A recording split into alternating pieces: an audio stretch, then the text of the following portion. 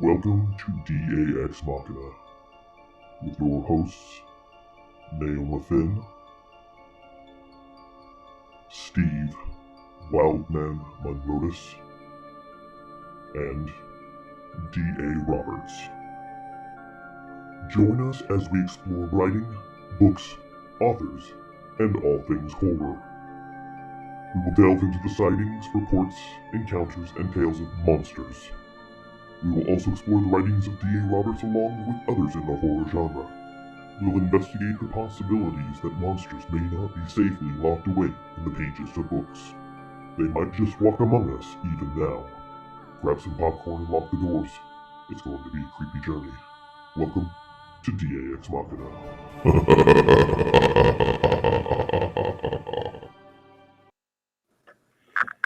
Hey folks, and welcome to the big fanfare 50th episode of DAX Machina. And tonight we're going to be discussing the origins of Dogman. Joining me tonight is my usual partner in crime, Steve Wildman Munrotis. And since Naoma has taken the weekend off, filling in for Naoma will be Josh Jones from Old Tower Media.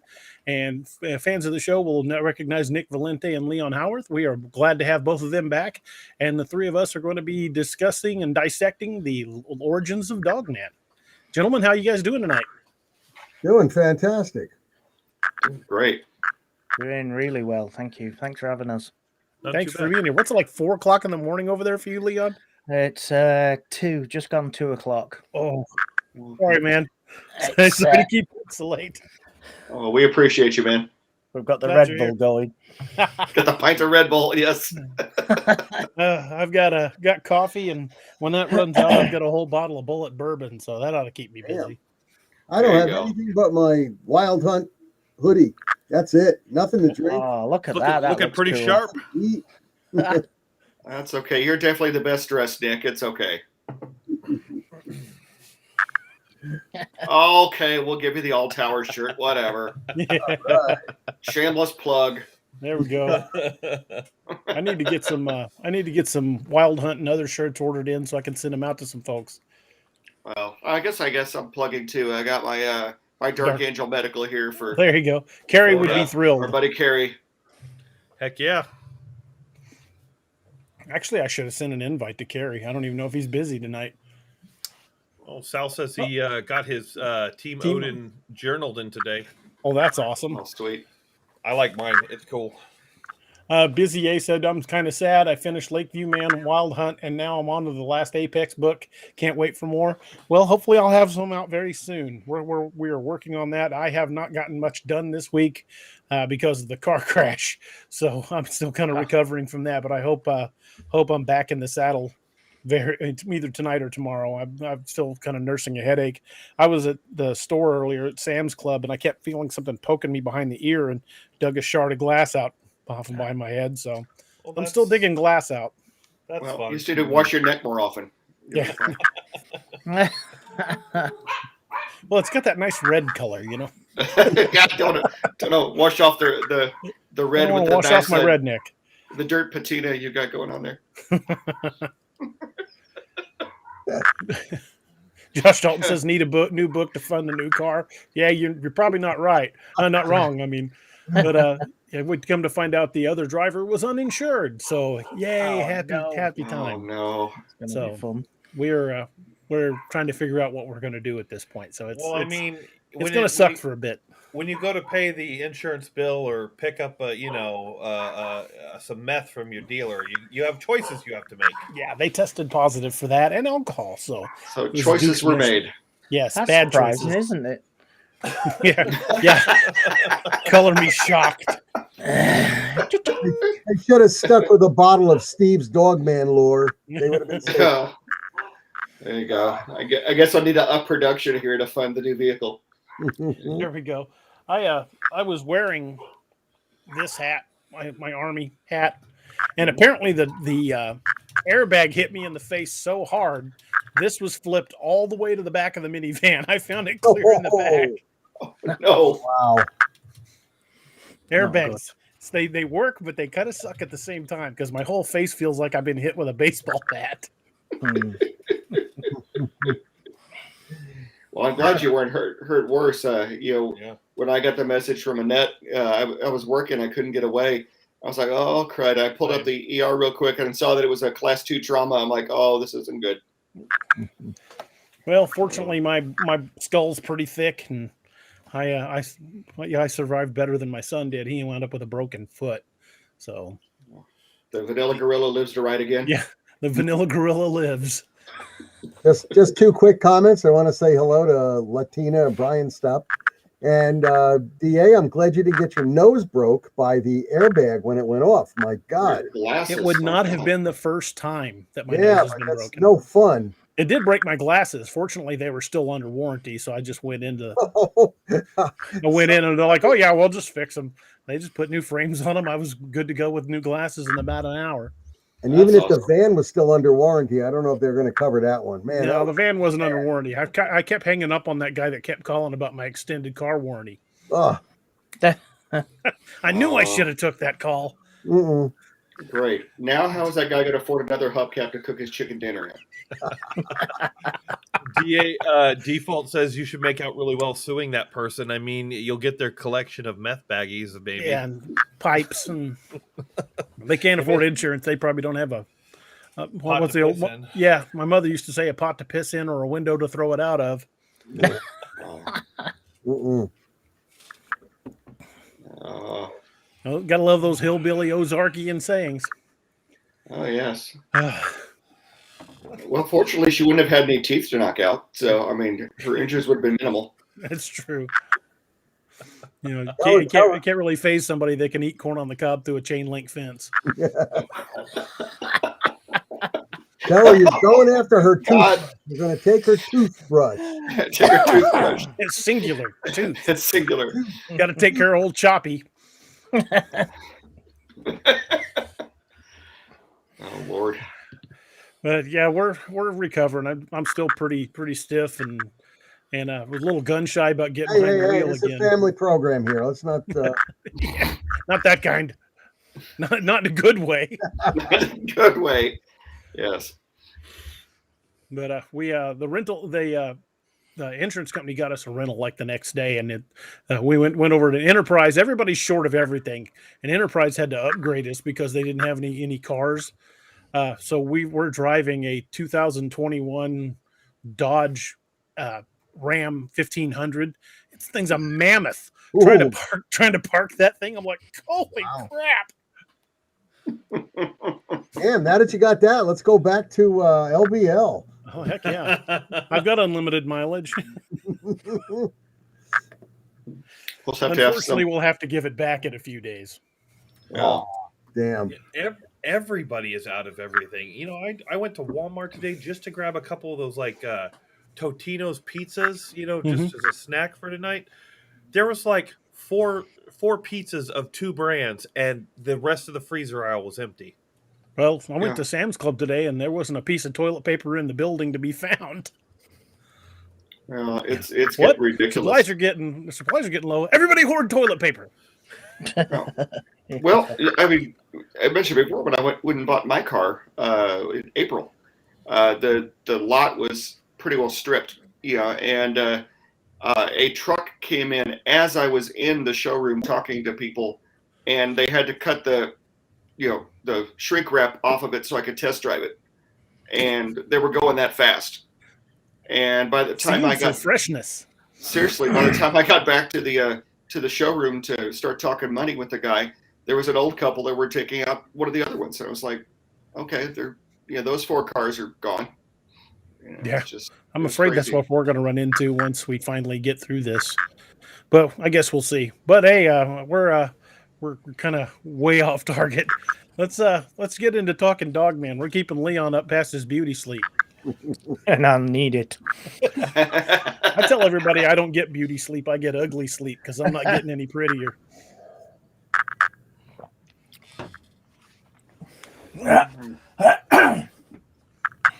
So who wants to start this off? I'm moderating, remember? Yeah. Me. Yeah, go ahead, Nick. There you go, Nick. Right in there. Well, no. I guess this is going to be about origins of Dogman, and what we think the origins are. Yeah, no origin would be fully complete without talking about the Anubis back in Egypt. I mean, back as far as 3100 BC, the god of the dead. It's a creature with a jackal-like face, the protector of graves and cemeteries. Personally, I don't take it as a dogman per se, because they've had wolves back then. I mean, look at the dire wolf, for crying out loud. I mean, it's way, way back when. So, I mean, they could have picked another face for it, but, the Anubis is something that they, have forever brought up. Even on my site, my NADP site, people have spoken about the Anubis, and they'll post things about it also. So that's been around since 3100 BC. So pretty long time they've been talking dogman and dog-like and animal-like creatures walking on bipedally. Very true. Anybody want to add to that? No. Leon, you want to jump in? It's God, wait a minute. Right, here we go. We're back with us now. Sorry about that. Yeah, you're totally right there. Yeah, going back all those years, these things are popping up here, there, and everywhere. Even like where I am at the moment in the UK, with us once being governed by the Romans. The Romans brought a lot of their ideas over with us, and it makes you wonder if the ideas weren't just ideas and they were real things that did exist, that followed them with them to my part of the world, which then ended up at your part of the world. So yeah, got origins. How far back do you want to go? It's it could be a never-ending story, really, couldn't it? Yeah, I very much agree. Well, Leon, like across the pond where you are, they forever had stories about werewolves, people turning into werewolves. I personally don't adhere to that theory, because the only thing I know that can turn into something is is a butterfly, coming from a worm-like object into a butterfly, and it doesn't turn back into a caterpillar. So, I mean, werewolves, humans turning into a werewolf and then turning back. Maybe people have a disease and they start biting people and want to eat them, maybe, but that's a mental disease that I think that comes from. But over there in jolly old England and Ireland and Scotland too, I've read numerous accounts of werewolves. What you got on that? Well, it all comes down to language, doesn't it? A werewolf and a dogman. If you were to explain what they look like at one certain time, if you saw it in the woods or you saw it in a field or down a dark lane, they would be exactly the same creature, wouldn't they? You would say one looks like the other. Apart from the old adage of the Long Chaney Jr., the semi-wolf guy with the jacket on and all that lot. But going back to animals that don't change into other animals, I know a lizard isn't a mammal, but if a lizard loses a leg or a tail, it'll grow it back. So there is DNA out there that can well, I don't know if it's DNA or whatever you would call it, that it can mimic itself to regrow again. So there is some kind of scientific precedence. Yes, yeah. As for something like that could happen, but yeah, going more to the werewolf side, surely it is really a mental, obviously, is a mental problem. There is a story over here in England. I think it was the very early 80s, which was on the south, around about the south coast of England. and it was a guy who was more or less really thought that he was a werewolf going back from being a kid. I think actually at the moment there is talk of a film being made about it. It's the same people who made the movies with, I can't think who they are now. It'll come back to me in a minute. But I'm rambling, aren't I? Sorry, it's 2:15 in the morning. But yeah, yeah. Like I was saying, you know, what's the difference, and is there a difference? Right.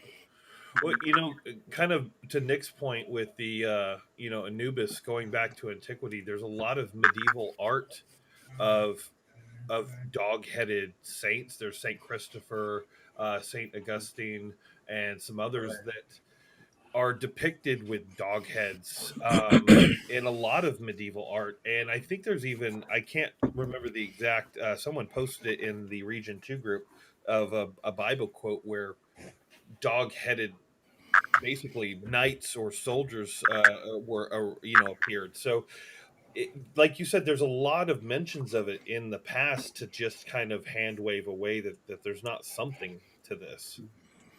Yeah, it makes you wonder where it all originates from. Mm-hmm. Well, I'm probably the most agnostic of the group, as it's well known by anyone who's ever watched the show. Agnostic when it comes to cryptids, not religion.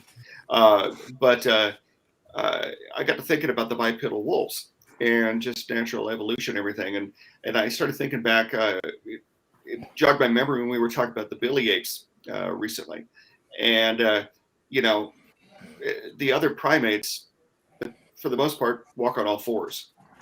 But you see instances where they're in these grasslands, and they'll go up upright to get a better view of things, kind of like the meerkats do in the savannas and stuff like that. And when we quit being more arboreal and moved to the grasslands, we had to walk upright to see. And I'm thinking about, okay, well, this deforestation and the things that caused us to come out of the trees, maybe it caused the dog species to come out of the woods as well. And there was an advantage to them being able to, at least for periods of time, to be upright. It doesn't explain everything away, but I mean, it's certainly a possibility. That kind of ties into your theory a little bit too, though. Yes, it does. I'm glad he brought that up. Did I start to steal your thunder? I'm sorry. Yeah, no. You just gave me the perfect segue. If you look back through history, the condition known as cynocephaly, or people with the heads of dogs, existed in the Bible. Mm-hmm. Marco Polo mentioned seeing people with the heads of dogs on islands when he was traveling the world. Christopher Columbus mentioned dog-headed people on some of the islands he visited while he was traveling the globe. So there's precedent for it. There's historical accounts of it. And then you look at Anubis. You also look at the dog-headed saints that Josh brought up. There's just many historical references. And I think that not only are these creatures legit, I don't think they transform. I think they're this way all the time. And this is my opinion. I'm not claiming to be any kind of expert, folks. None of us here tonight claim to be any kind of experts. These are our opinions. You can take them with a grain of salt. If you have a differing opinion, that yours is just as valid as any of ours. These are just what we've observed and how we think the origin of the creature is. I think that Dogman, dating back through history, was originally a dire wolf. And I think dire wolves evolved. The first wolves that humans took in that later became dog species as they adapted and lived among humans, adapted with humans. But the dire wolves went a different route. I think they were able to start doing rudimentary mimicking of what the humans were doing with tools. And that eventually became an adaptation. That even if it's a defensive adaptation, because there's so many accounts of dogmen, and I'm not just talking one or two. I'm talking dozens and dozens of eyewitness sightings that describe seeing the dogman on all fours, and then hearing a popping sound before it stood up, and then it had hands.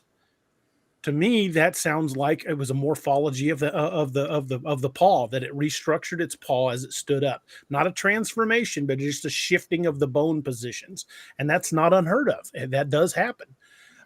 I think, and especially since people describe Dogman's hands as being very much like this, like a raccoon's hands.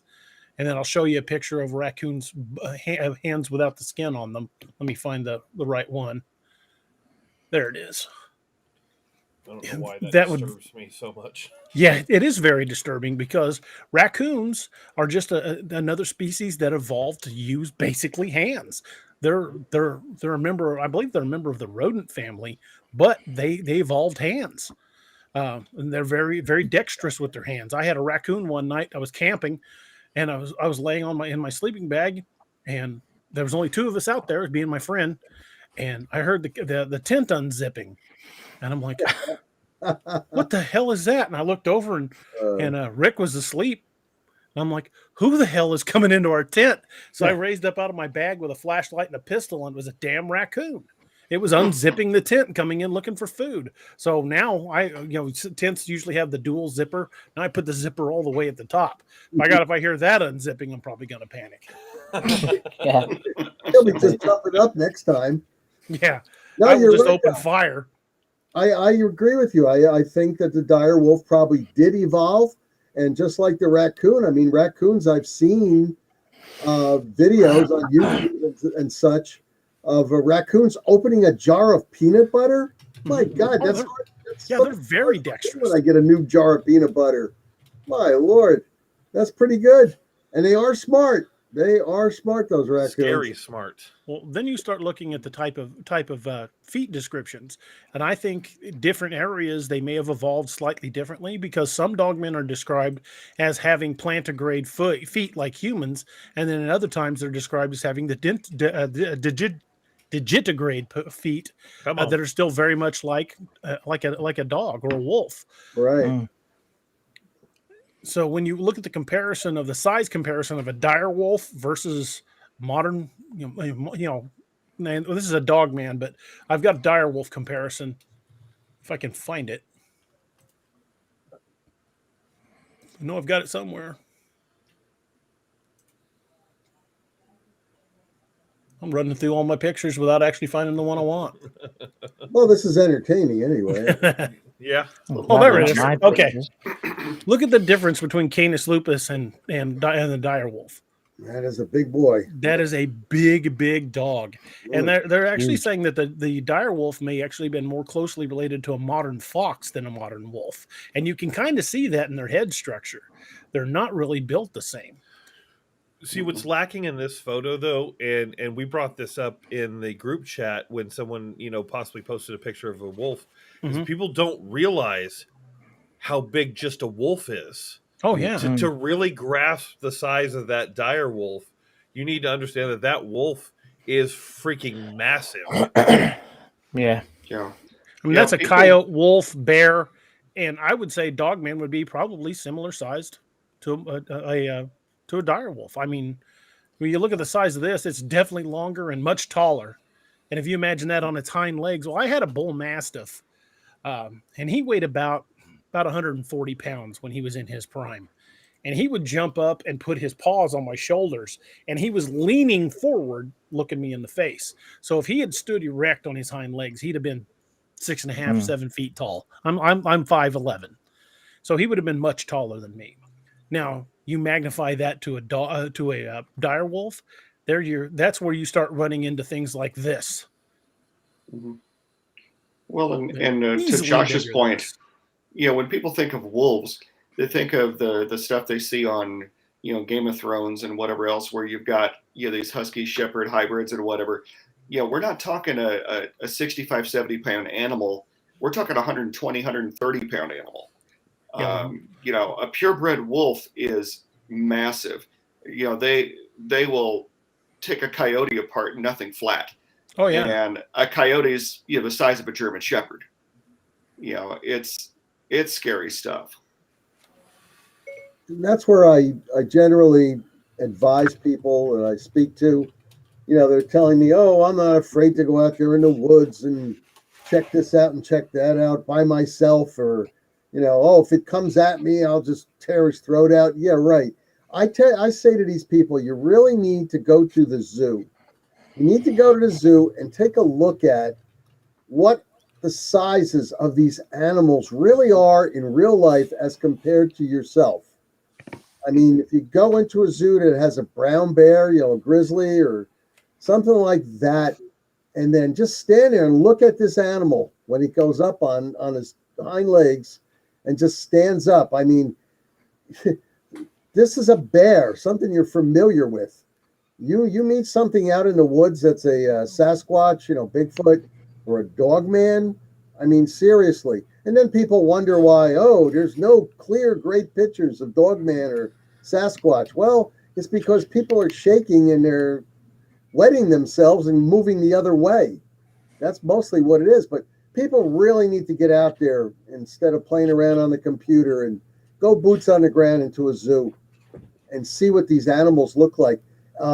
Something we talk about a lot of times is the sound that the tiger emits, and a lot of people say that infrasound that Sasquatch or a Dogman would emit, it goes right through you. Well, you can actually experience that same sound if you go to a decent zoo, say the one in Washington D.C., and go to the tiger exhibit and get close enough to that cage where that tiger thinks you're trying to interfere in his space, and he lets out a growl. You'll feel it right through your chest.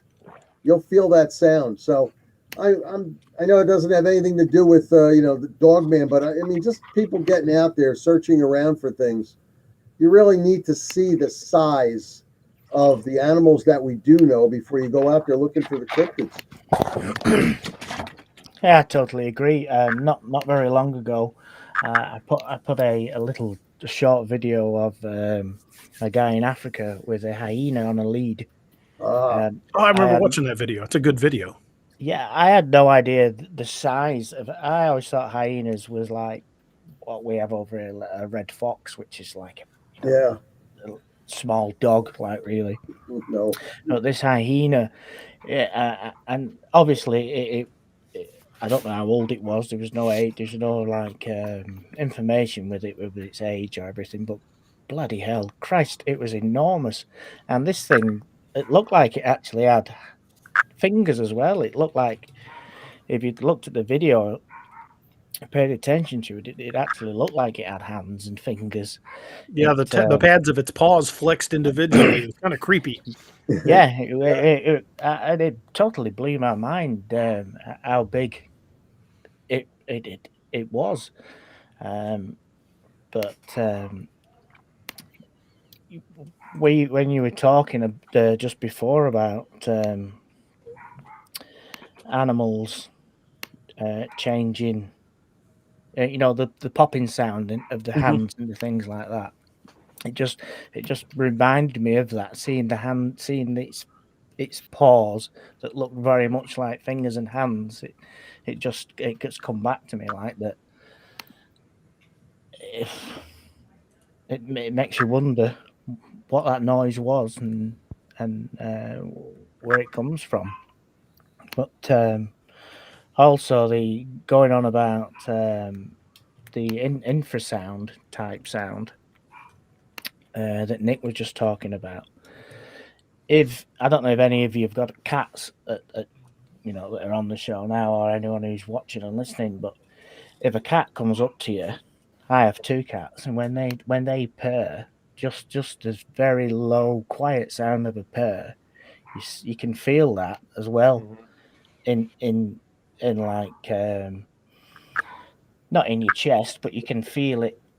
It goes through into your bones and things, and that's just a little pussycat purring away. So you imagine that's a little cat, yeah, but something that wants to really give you that infrasound. Yeah, it's I've had a taste of that infrasound, and I can assure you, you definitely do feel it. It really does rattle your bones. My English Mastiff, we had a Bull Mastiff and an English Mastiff. My English, he was about $180 full grown. He was a big boy. and he didn't growl very often. But if he really thought something was messing with the house, he had this very deep, low in his throat growl, and you could feel that in the air. That dog could shake a room. I mean, he'd be like, "Urgh," and it was just a super deep growl. All right. Well, getting back to Dogman, like I'd like to, in all my research, as far back as I found in the United States of America, it was back in 1794 where they found the journal of a French fur trader. Now, this is 1794, mind you, in the United States. And in his journal, he makes an entry that describes an encounter with a loup-garou, and that's the French word for werewolf. So they had this, nicely leather-bound journal of his, and he was describing this loup-garou, this werewolf-type creature that he saw that walked on two legs. And I mean, this man was getting into his canoe, and he had the canoe laden with furs and everything from a month and a half of hunting, and he was coming back up the river, and he sees this creature, and he decides to stop right in the middle and make a little sketch of it. And I didn't see the sketch, but from what I've read about it in my research, it was a pretty good sketch. And he shows that it was furry, similar to the picture you have behind you there, DA. And except the ears were more forward, and it had the face of a wolf. Ah, there you go. Except that's a little baby one compared to what he was writing about. Look at that. Look at that eye shine. My gosh. So yeah, all the way back into 1794 areas where I found the earliest stuff for some sort of a Dogman type creature, walking on 2 feet. Some of the accounts that came out of the LBL area dated back to the 1700s to some of the French trappers in that area. Again, they described what they called the loup-garou, but that area has been steeped in creatures like very much resembling a werewolf or a dogman for centuries. Yeah, that place is amazing, and I mean, as we both saw, the water, the body of water over there is just super large. I can imagine way back when it may have been even bigger. Well, but way back when it was just rivers. Yeah. Before the Tennessee Valley Authority and put those dams in, it was just 2 rivers. Right. I can imagine trappers going up and down over there and the things that they saw. Well, even now in LBL, I would say a good 50 to 60% of the sightings are coming from fishermen on the lake that see it along the shore. And the reports that I've read, and actually I'll put a number to it. I've read over 110 reports of Dogman in the water, and that they can actually swim and swim pretty well. So it's like, don't think you're safe just because you hit the water. Leon, you've done a pretty extensive research in England. Have you heard any reports of them swimming? No. Plenty reports connected with water. But no swimming. But I can't see it being a problem to these animals whatsoever. But going back in dates and things, well, I'm just checking on some notes here now. What I've got here beside of me is just trying to bring it up. Bear with me 1 second. No problem. I'll answer a couple questions real quick. Northwoods Cryptids asks, how many of the Native American tribes have stories of something like Dogman? A lot of tribes do. The Cherokee speak a lot of it. There's several other tribes that share the lore, and they're not necessarily tribes that were in the same general areas. I know the Cherokee word for it is the Ulonga Doglala. The Lakota have lore about them. They have, there's numerous tribes. The Choctaw have stories about Bigfoot and Dogman fighting over territory. In fact, there's actually a lot of accounts coming out of LBL of the fact that they're Dogmen in the north part of LBL and Bigfoot in the southern half, South, and they don't get along. No, they do not play well together at all. No, not at all. And that's the truth. The research I've done, and I've done a lot of research on the LBL area. Down in Tennessee, you're going to see more Bigfoot. Up in Kentucky, you're going to see more Dogman, and they definitely are territorial.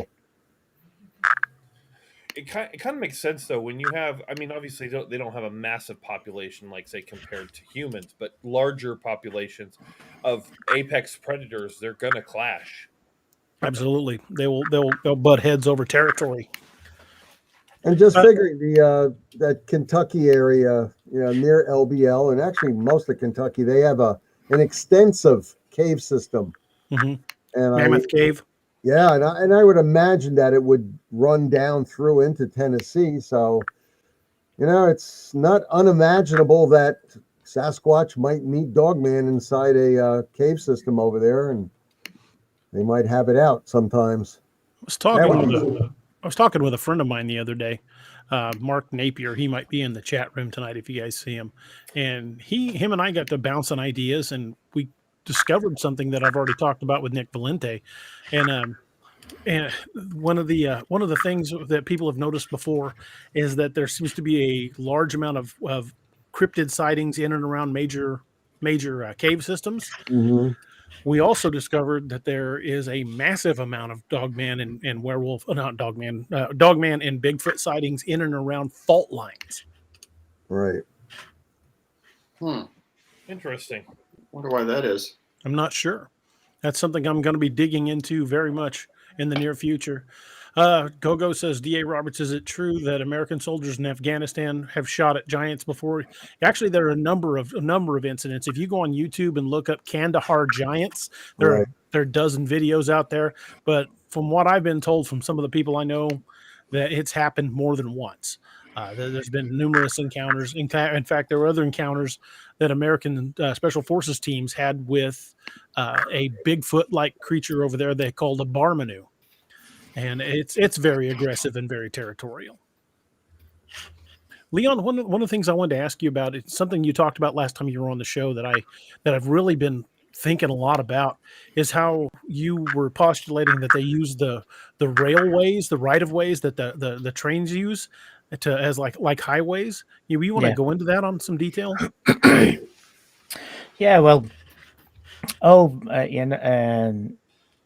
I am here in England, the railway system is posted with no trespass signs, and it's a great big fine if you get caught on there. So there's at the time there's no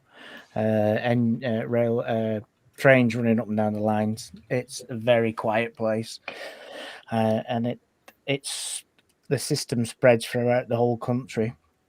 It goes through cities and towns, but if these animals want to move from A to B, they could move around really easily. I've had a couple of reports of them being on railway lines and connected to railway lines. We also have some really old canals over here that was first built in the 1700s. And these canals still exist. There's still some of them are disused, but there's still scars on the ground. They still exist from city to city, town to town.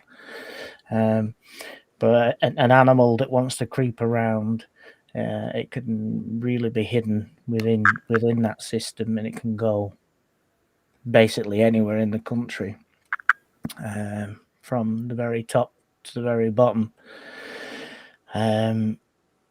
But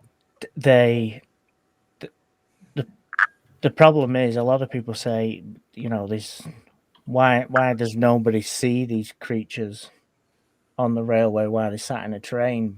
But I've had reports where people have watched a Dogman-like creature walk back into the foliage, knowing that a train's coming, whether it could feel the vibration on the tracks or it knows what's coming along.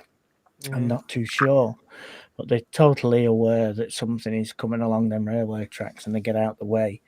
It would be great if a lot of the guys and the girls that work in the railway system would talk about it and give us some insight into what they see, because if I've got people getting in touch with me with a little teeny YouTube channel here in England saying that I've seen this, that, and the other on a railway track, if someone's on there all day in the control at the front of the controls of a train watching that track, they must be out there and they must see what is within, on the tracks itself. Right. Leon, you've got a question from the chat room. They want to, are dogmen feeding on wildlife there, domestic animals, people? What are they living on, do you think? There's a lot of reports at the moment, very close to where I am, of sheep being mauled. There's a tract of land that's known as Winter Hill, which is about 40 miles from where I am. It's a semi-mountainous area, a bit like obviously everyone out there who's watching this now and listening, they've probably all seen American Werewolf in London. Well, this place could actually be exactly this. You could film the place there where it is. It's very, very similar. There's loads and loads of sheep that are being killed at the moment. I think just this year there's mention of over 10 that have been killed, ripped to pieces. With regards to people's pets and things, there's not a great big deal of people talking about that things get taken away. But the fields in England are stuffed with free food for anything that wants to eat it, really. But yeah, answering that question. But if you look up Winter Hill in the northwest of England, and you would probably come across a guy's name called Mick McLaren. He's really doing a lot of work into it at the moment. He really knows what's going on up there. But yeah, it's a name that's worth checking on. Mick McLaren, look into it, and you'll get some good ideas of what's going on. That answers your question. So, Leon, that would suggest that the dogmen in that area or wolf-like creatures there have a higher level of intelligence if these creatures are, in fact, waiting for trains and jumping on and maybe hanging on to the trains to get a ride from point A to point B. I mean, that would definitely suggest a level of intelligence that your normal wolf or lion, bear, whatever has. Yeah, it doesn't. I'm not really putting that idea forward of them climbing onto vehicles and getting taken along. My main theories to it that they're using the actual tracks and the trackway as a motorway, a highway, as to getting from A to B and not being seen because nobody else is on that land. So they sneak around the country quite easily with connections to the railway and the waterways and things like that. Go ahead, Josh. Sorry. Go ahead. I was going to say after we talked last time and you were talking about the railroad theory, I started looking into that here, and I was surprised at the number of sightings from railroad personnel or people on passenger trains, especially up in Alaska and the Pacific Northwest. So there is precedent for it here as well, both Bigfoot and Dogman. Yeah, it's not surprising. Not surprising. Well, in my research, which always continues, I came across a book that actually had a picture, a photograph of a letter from a gentleman in northern Michigan, and he writes a letter to his cousin in New York City about a creature that stood upright and bore the countenance of a gray wolf. However, the creature he goes on to describe was standing on two legs, and he saw it take several steps before it disappeared into the wooded area that he was in northern Michigan. So, research, if you research these things, and I tend to like to go to the libraries in small towns when I am traveling around in the United States and look at their microfiche and their old newspaper clippings and everything. And that's where this particular thing was. The biggest one that I've ever found was a newspaper report dated 1887. It was two lumberjacks who came across a bipedal wolf-like creature. And it wasn't just one or two times, it was several times. And they were left behind by the crew to clean up. And they decided that since they saw this creature, that it might cause a problem. And the one fellow went out after it, and he was attacked by the creature. And his partner finally caught up to him and bandaged him up or cleaned him up or whatever. But he describes it as being over 6 foot tall, bipedal, on two legs, and it did attack the guy. And he did have a shotgun with him too at the time too, so he had some sort of a defense, but he never got off the shot. But that's the earliest that I found, 1887, from the lumberjacks over in northern Michigan. And northern Michigan sure does have a lot of strange things going on there. Yes, they do. This question from Gogo, I think all three of us should actually answer with our own versions. He says, many people think Dogman is a demon who materializes from the spirit world. I personally believe it's a flesh and blood creature, just like Bigfoot. I don't put a lot of stock in UFO stuff, and I believe UFOs exist, and I believe that the planet has been visited. I just don't think they brought Dogman, and I don't think it's coming from another universe or another dimension. I think it's a flesh and blood creature, and that's my opinion. I could be wrong. Well, I do agree with you there. We do agree on that one, that it is a flesh and blood creature. But all the years that I've done research on this and spoken to people, went to the sites and seen sightings, and I just did a 6-month report on at this point, it's well over 650 people, either speaking to them personally, face to face on the phone, or reading accounts. I've said this before on the air. They've seen a white orb in the sky before and after their sighting of a Bigfoot or a Dogman. But I do believe they're flesh and blood. But I want to be able to think out of the box. So either they're from the earth, or possibly put down here by aliens, or because of the fact that they're just so, they have this ability to disappear so easily. I also am putting a chunk of my theory into the fact that they could be disappearing into portals, going into another dimension and then coming back. However, flesh and blood, because the encounter that I had, and I saw it with my own two eyes, and I was 30 some odd feet away. The creature was eating, so flesh and blood, it had to eat something. So that's my theory. I just don't want to be closed in a box and say, oh no, it can't be. But I don't know.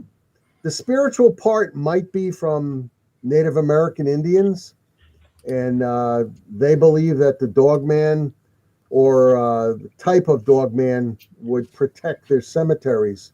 At least that's a lot of the people from the different tribes that I was able to talk to and actually spoke to me, because they don't want to speak to non-Native Americans. But that's the spiritual paranormal aspect of it. I mean, you'll get people out there that say there's a total paranormal aspect, but it might be a different creature that they're talking about. Leon, what do you think? Well, going back, you just mentioned the burial grounds and things. The last report I had was a lady seen one in a graveyard. In the graveyard dates back to the 16th century at a college called Stonyhurst College, and she saw this thing hiding behind a mausoleum. She didn't hang around. She disappeared pretty quickly after seeing it. We get loads of reports of them being in and around graveyards, with it being flesh and blood. Yeah, there's a big reason for it to be that. And one of my films on my YouTube channel where I come not face to face, but I heard the infrasound that woke me up while I was camping that night. I went to where I thought that it was stood and where it was roaming around. I didn't find a single print. I found absolutely nothing. It was raining at the time. It was muddy ground. If anything would have been stood there, it would have left a print. And that made me think, is it something that is spiritual and it is something that wiggles between two different dimensions? I don't really know.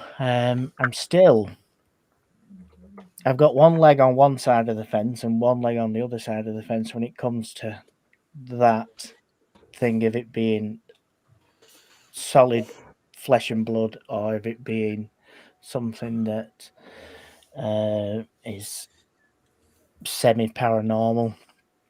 Turns out you want to use that word, but yeah, I wouldn't bet on it. I wouldn't put my money on it. I wouldn't try and pay my mortgage off with saying that it is one or the other. But they're, like Nick was saying, there is a connection to burial grounds and graveyards. And is that a spiritual thing, or is it it just wants to guard that place? I don't really know. But yeah, I wouldn't say one or the other at all. Josh, jump on in there, man. I know you had something.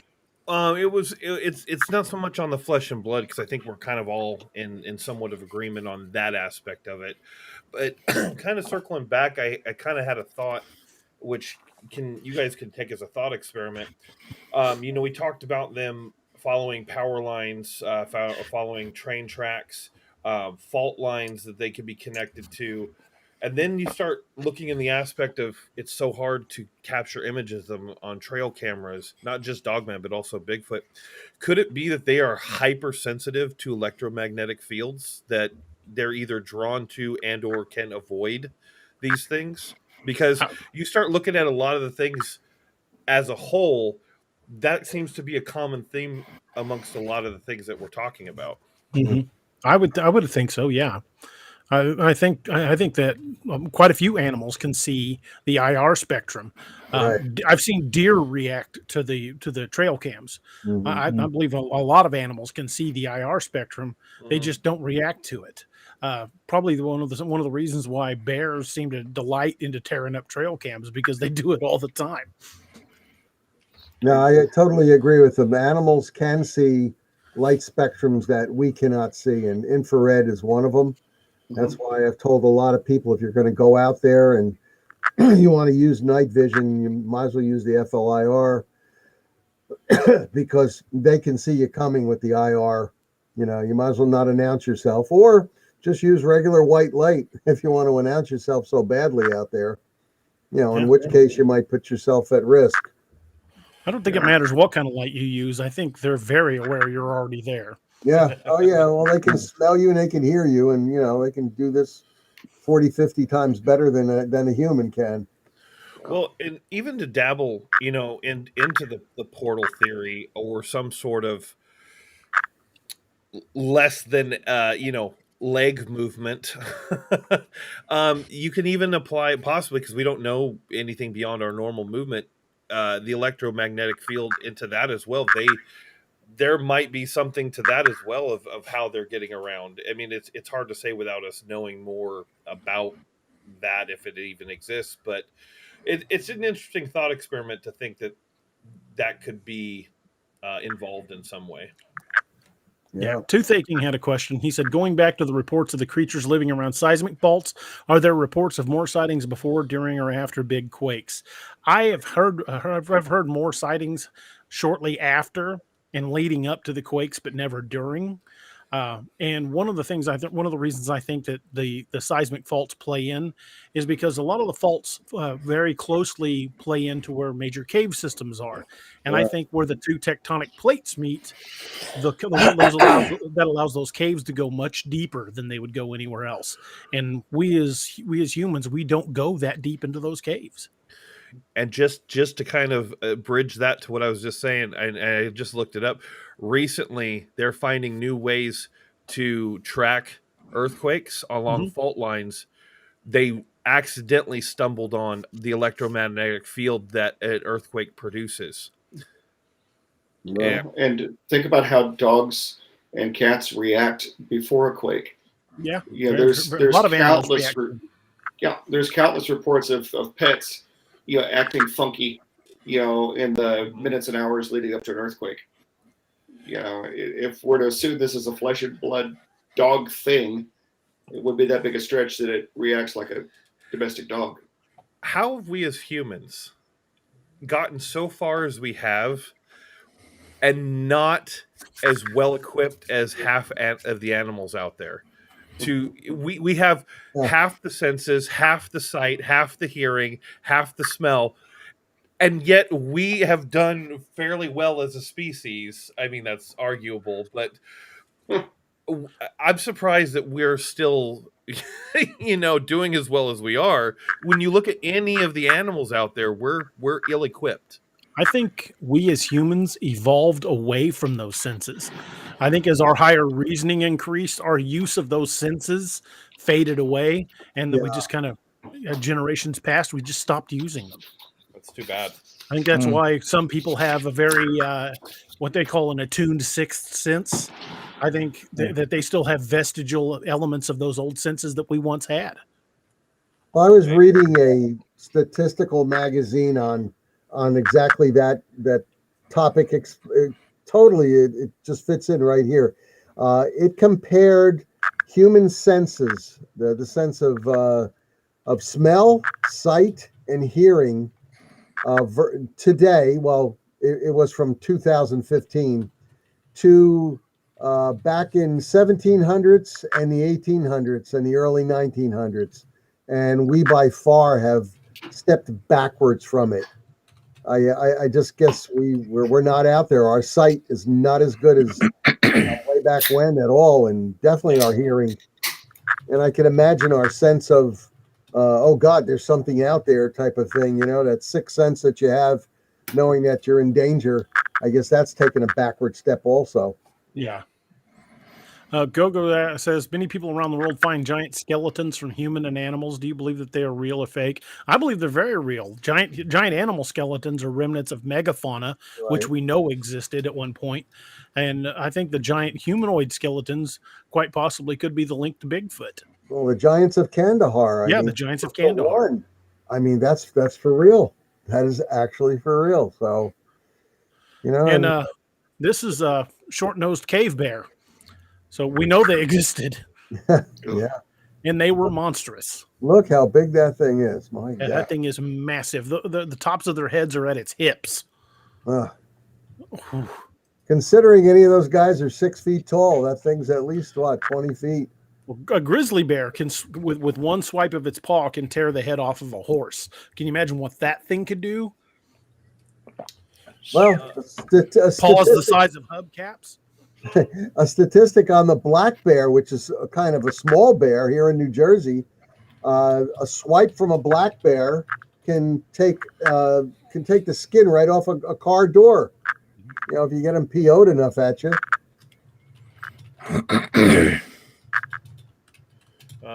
Irene has a question for Leon. Shoot. It looks like You have yet to bring me in that way. Oh, sorry. Question, Leon, have you checked out the area around Luxembourg and Bavaria and Austria? No, I haven't. No, what's going on there? Fill me in. Sounds exciting. Irene, make a comment here and tell what's us going on over there. Well, while we're waiting for Irene, DA, we were text messaging back and forth, I guess last week, in reference to the, well, not the fault line so much, but the 411 and, disappearance of people. The map of that if you put it on top of a map of Dogman and Sasquatch sightings, they hook up like 90 some odd %.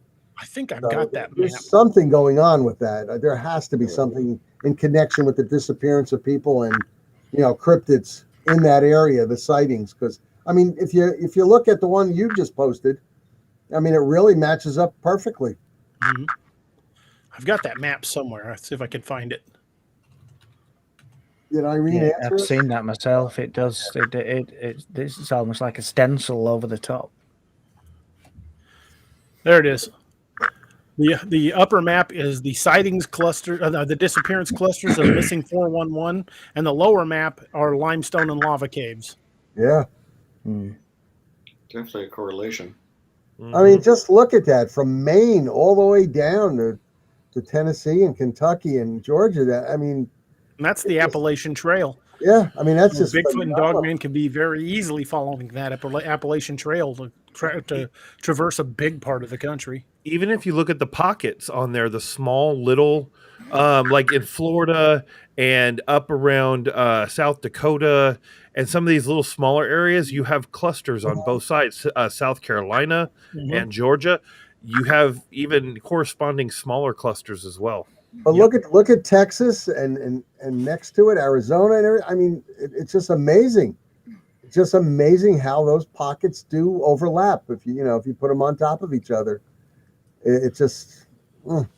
I need to get more done on my my map work that I was doing on the fault lines, because the fault lines matches up with that very well too. The major cave systems are all near major fault lines.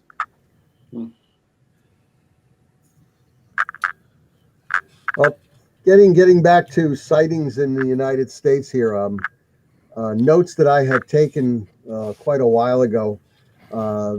Something in 1935, November 18th, 1935, in Flint, Michigan, a hunter named Eastman. He was out hunting in the Rhodey Creek Trail, and he shot a massive timber wolf. when he got it back, and they actually hung it up by its arms, this thing measured 7 feet 11 inches tall. If it were to stand up. So my idea here is that, I mean, my God, something like that is absolutely massive. We talk about the dire wolf from 10,000 years ago. I mean, here's something from 1935 where they actually have, proof. It's in the newspaper. It was in several magazines, and they have pictures of it. I mean, 7 feet 11 inches. If it were to stand up on its hind legs, that doesn't surprise me. I mean, my English Mastiff, if he'd have stood up on his hind legs, would have been 7 feet tall, and that's a domestic pet. Yeah, and that's amazing. He was a big boy. English Mastiffs get pretty big, and if you look at some of the Caucasian ovcharkas or the Boer bells, they get bigger. Yeah, it's crazy. And those are dogs that we've bred. Then there's an even bigger species that it's called the American Molossus, and that dog is massive. And that's a domestic dog. A domestic dog. My gosh. Yeah, one of the things I wanted to do tonight, also while we're discussing this, is I wanted to premiere the video that Josh has put together of mine and Steve's little debacle down at Joe Bolton, and I wanted to play that and get not only Nick and Leon's input and reaction to it, but to get everybody else's as well. We played this the other night, but we've got quite a few people with us tonight, and I would like to play that video This is dating back a couple of years. Steve, myself, and both of our wives jumped in my now deceased minivan and went down to Joe Bald Recreation Area to film a promo video for one of my books, Lakeview Man, which I was writing at the time. And we shot the video. It wasn't very long. We didn't see anything. It wasn't anything creepy. And Steve went over and peed in the woods, and then we left. Went to go get dinner someplace. Flash forward about a year and a half.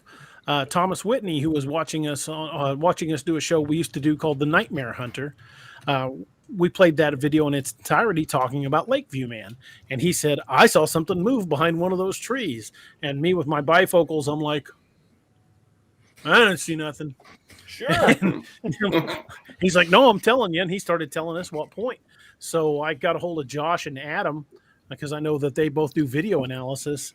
And they tore into that video, and what they found was pretty frightening. Josh, you want to tell us a little bit about what you guys found before I hit play? Yeah, sure. So we were actually watching one of the episodes where you had brought it up again. I never caught the one where Dream initially saw it, but you played it again, and you were asking for people to see something. And Adam messaged me. He's like, I think I see something. And I'm like, well, I don't. And then I'm like, well, the perfect opportunity for us to see who's right. So we pulled it down, we start going through it, and as soon as I blow it up on one of my computer screens and zoom it in and start scrubbing frames, I'm like, oh hell, we gotta we need to look at this a little further.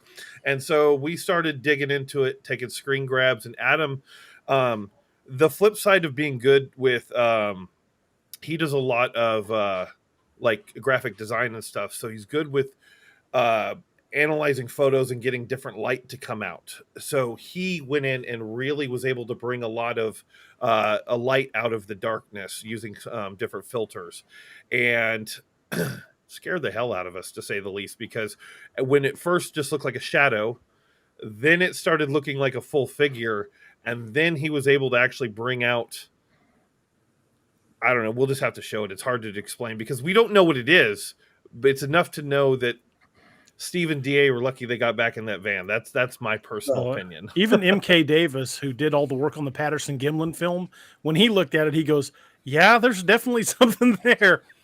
And we show it in the video, but we've been back out there, between the three of us, 2 or 3 times now. I've been back twice, and I'm planning on going back again soon. We were able to use different markers from the video, different branches that you can see broken off, etc., to height place this object at a roughly 8 to 9 feet. There's a little bit of disparity because of perspective and whatnot, but it's tall. It's extremely tall. Sure. And it moves independently of the surroundings. Yeah.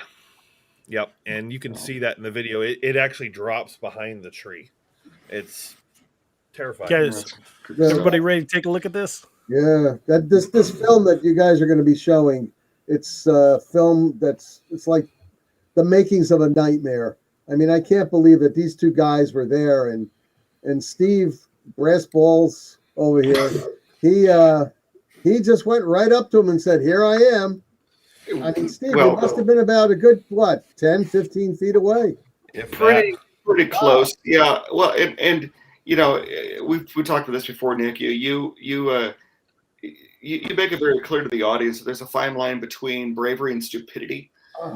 Unfortunately, not knowing anything about Dogman or Dogman behavior, I knowing what I know now, I would have probably just pissed myself and not risk the chance that I'm going to draw this thing to us or challenge it. Or you'd have just held it till we got to Branson. Seriously. I have to tell you the truth, Steve. For 3 weeks after you guys showed me that, and when I was looking at it, I saw 5 different sets of eyes moving independently, and they were well over 6 feet off the ground, from what I can see. For over 3 weeks, I couldn't believe it. I couldn't believe your luck, the two of you. I just couldn't believe your luck, because they must have been saying, "What the heck is this going on? Either this guy is Superman, or we better not mess with him, or what?" But they were probably watching us like the people of Walmart. Yeah, what are these morons doing? Knowing what they're dealing with. Yeah. Hey, We certainly Fuzzy, weren't. getting this on camera? Check out this guy over here. Look Holy at this crow. moron. Yeah, Unbelievable, though. I just, for 3 weeks, I couldn't stop thinking about it. That was, well, we weren't equipped to take out one of them, let alone 4 or 5. Yeah. We would have been in very serious trouble. I got a quick question for you before we play it, Steve. Being the agnostic, I imagine you're slowly starting to lean the other way, little bit by little bit. Oh, But yeah. does this event change your behavior when now going out into the woods at night, if you continue to do so? I was going to say, you're assuming I still go out in the woods at night. That's not. I'm thankful I live well within the city at this point. It definitely is concerning because I'm living 200 miles from where I grew up, and the same kind of woolly kind of country, and I never thought twice about it. I mean, like I mentioned before, I'm an Eagle Scout. I've camped with nothing but a plastic cloth and a sleeping bag on many occasions, and felt perfectly safe. Right. Not so much. Well, let's show everyone why Steve is now questioning the great outdoors. All right, you guys ready? Here we go. let's do it. Hey folks, Josh from All Tower Media here.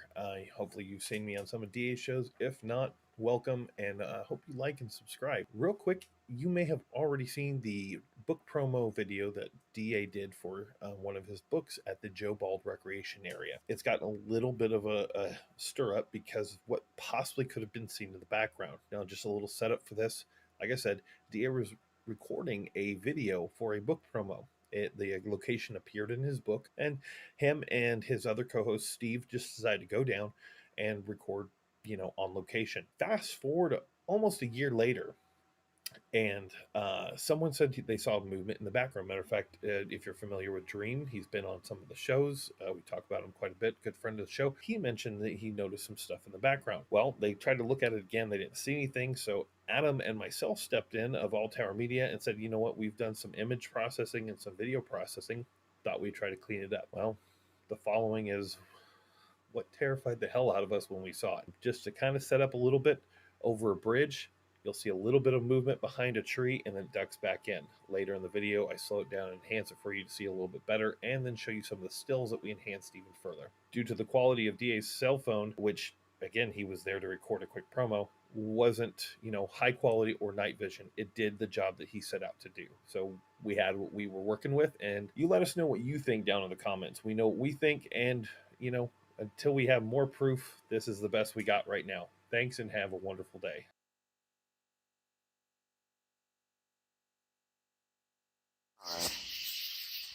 Hey folks, D.A. Roberts. Out here doing research for books for the future and showing you guys the creepier parts of the state of Missouri and the Ozarks. We're here in the Joe Bald Camp area. It's been an abandoned campground for about the past 20 years. Army Corps of Engineers closed it down in the early 2000s. Allegedly, there have been a number of people go missing down here. It's pretty well overgrown, pretty creepy place. Thought I'd show you around a little bit.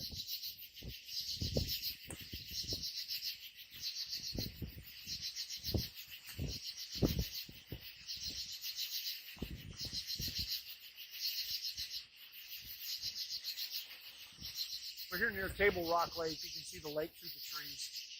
Lake's up actually pretty high.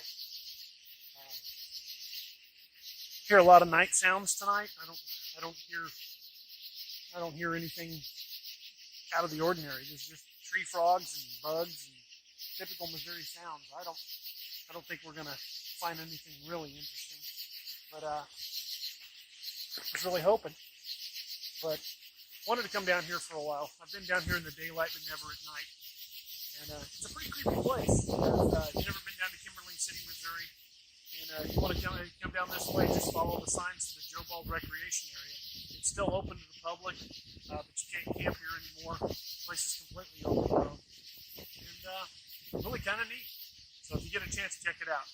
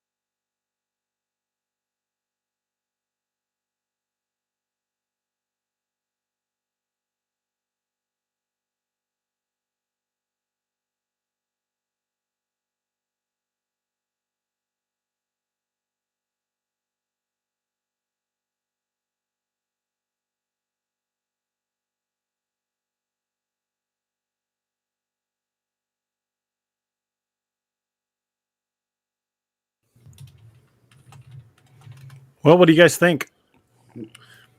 I just wanted to preface real quick that last image. I should have included it in the title card.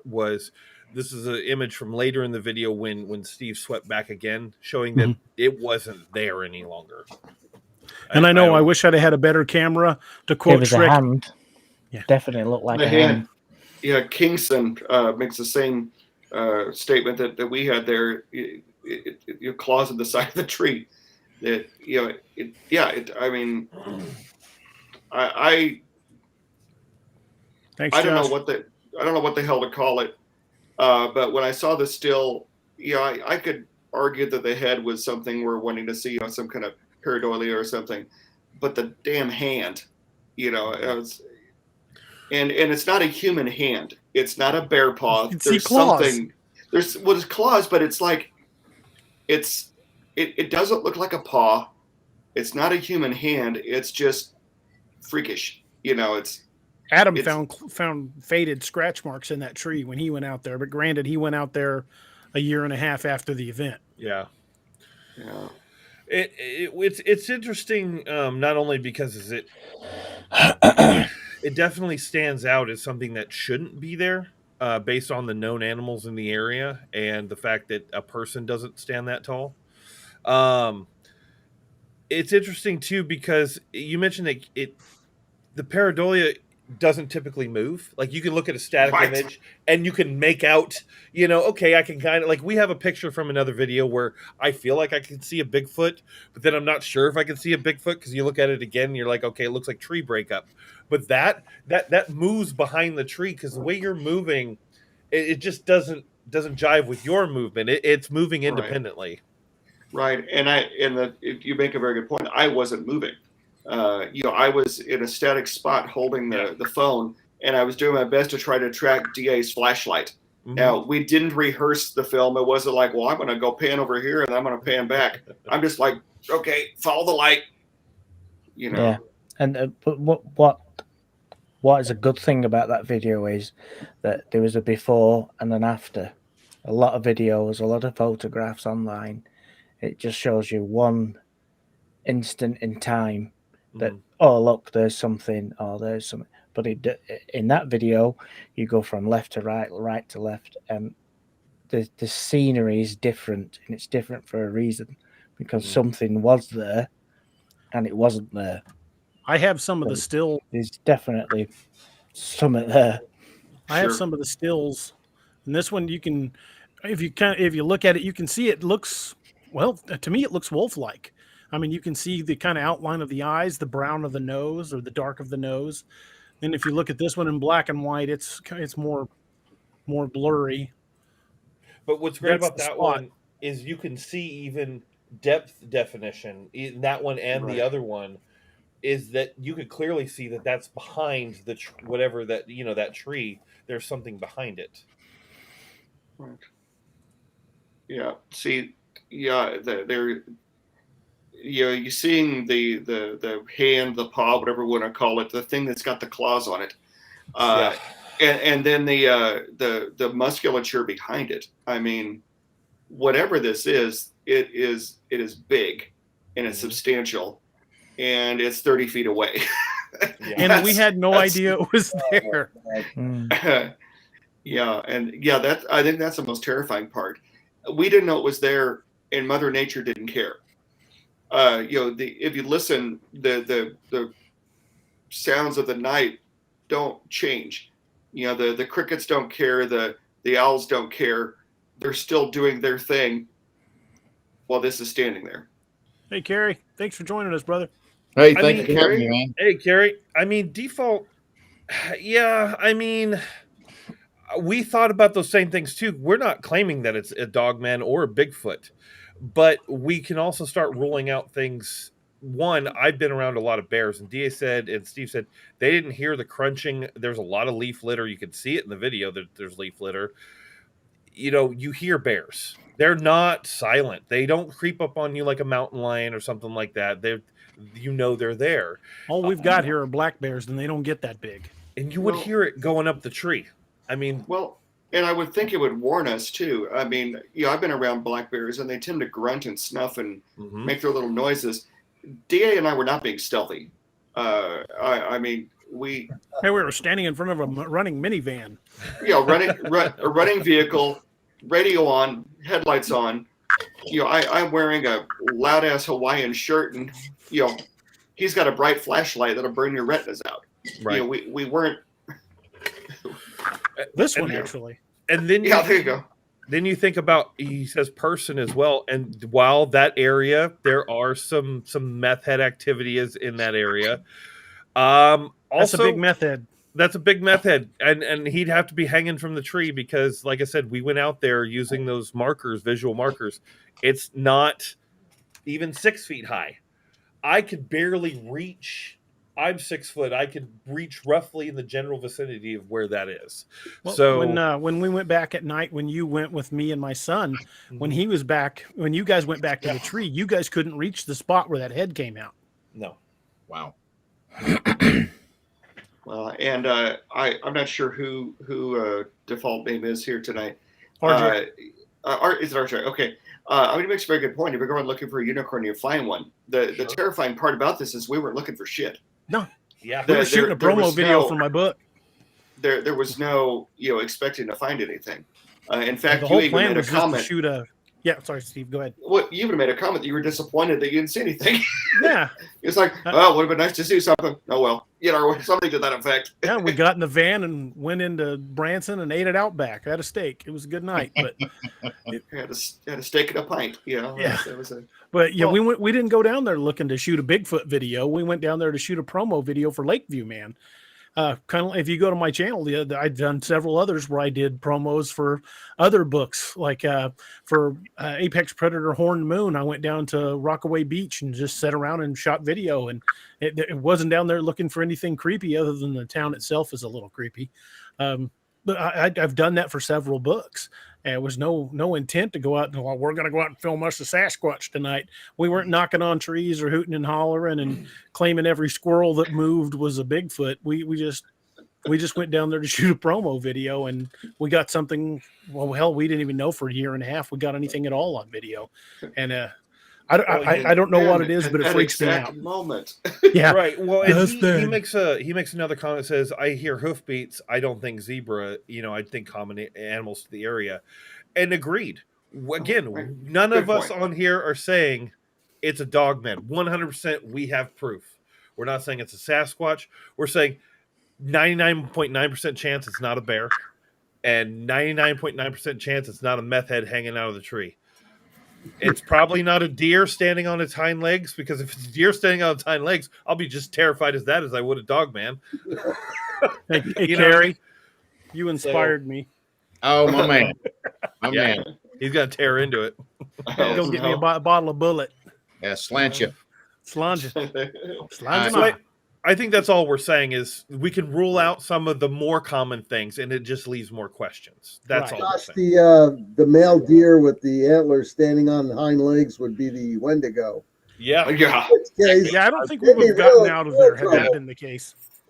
Yeah. Oh, I would love to know what it is. I don't, as a scientist, I don't like not having the answers.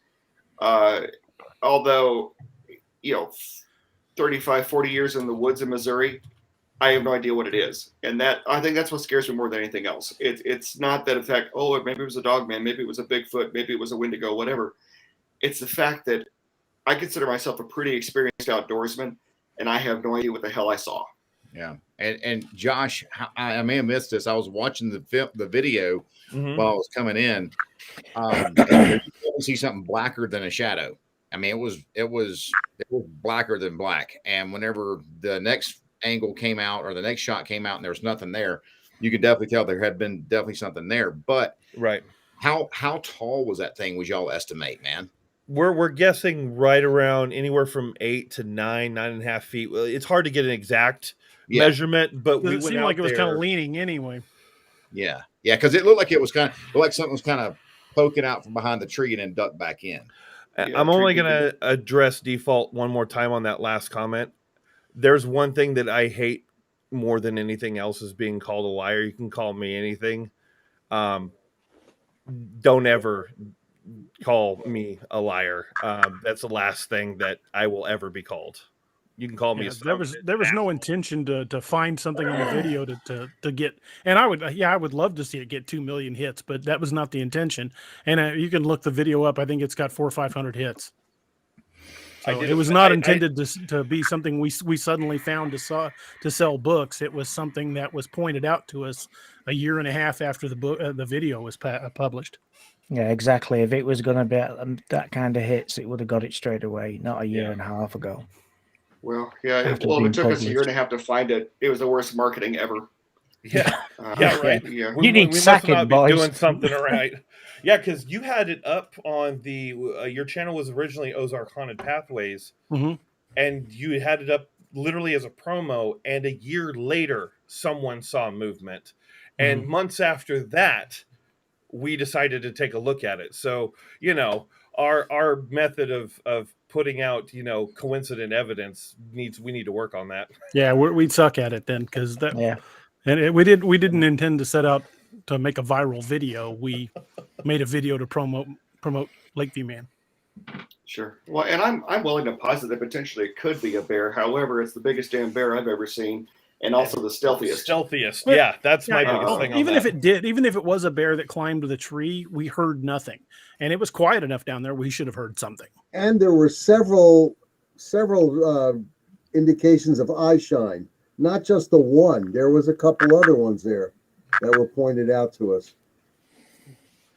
Yeah, and I'd like to know what it is.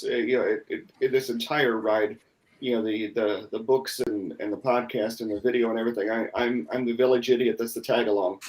It's just interesting. It's very that was no camera tricks on that. That was shot on my iPhone 7 that Steve gave me because I broke mine. Yeah. I would like to have a better camera, but as Shrek says, it's on my to-do list. I still want to get one or one for all of us at some point. And attachment, those FLIR attachments for the phones, they just plug into the USB port on the bottom of the phone. And it gives you a FLIR camera. I got a Zoom for mine, but I still haven't been able to get it to work correctly. It's still over here somewhere on the show. But just to put that one to bed, it is now live on DA's YouTube. We've had it on private for a while. It is now live, so you guys can go view it at your convenience and check it out yourself. The original video has been up for a while. Do your own research. Do your own. Like I said, none of us are claiming jack. It's just weird. Yeah.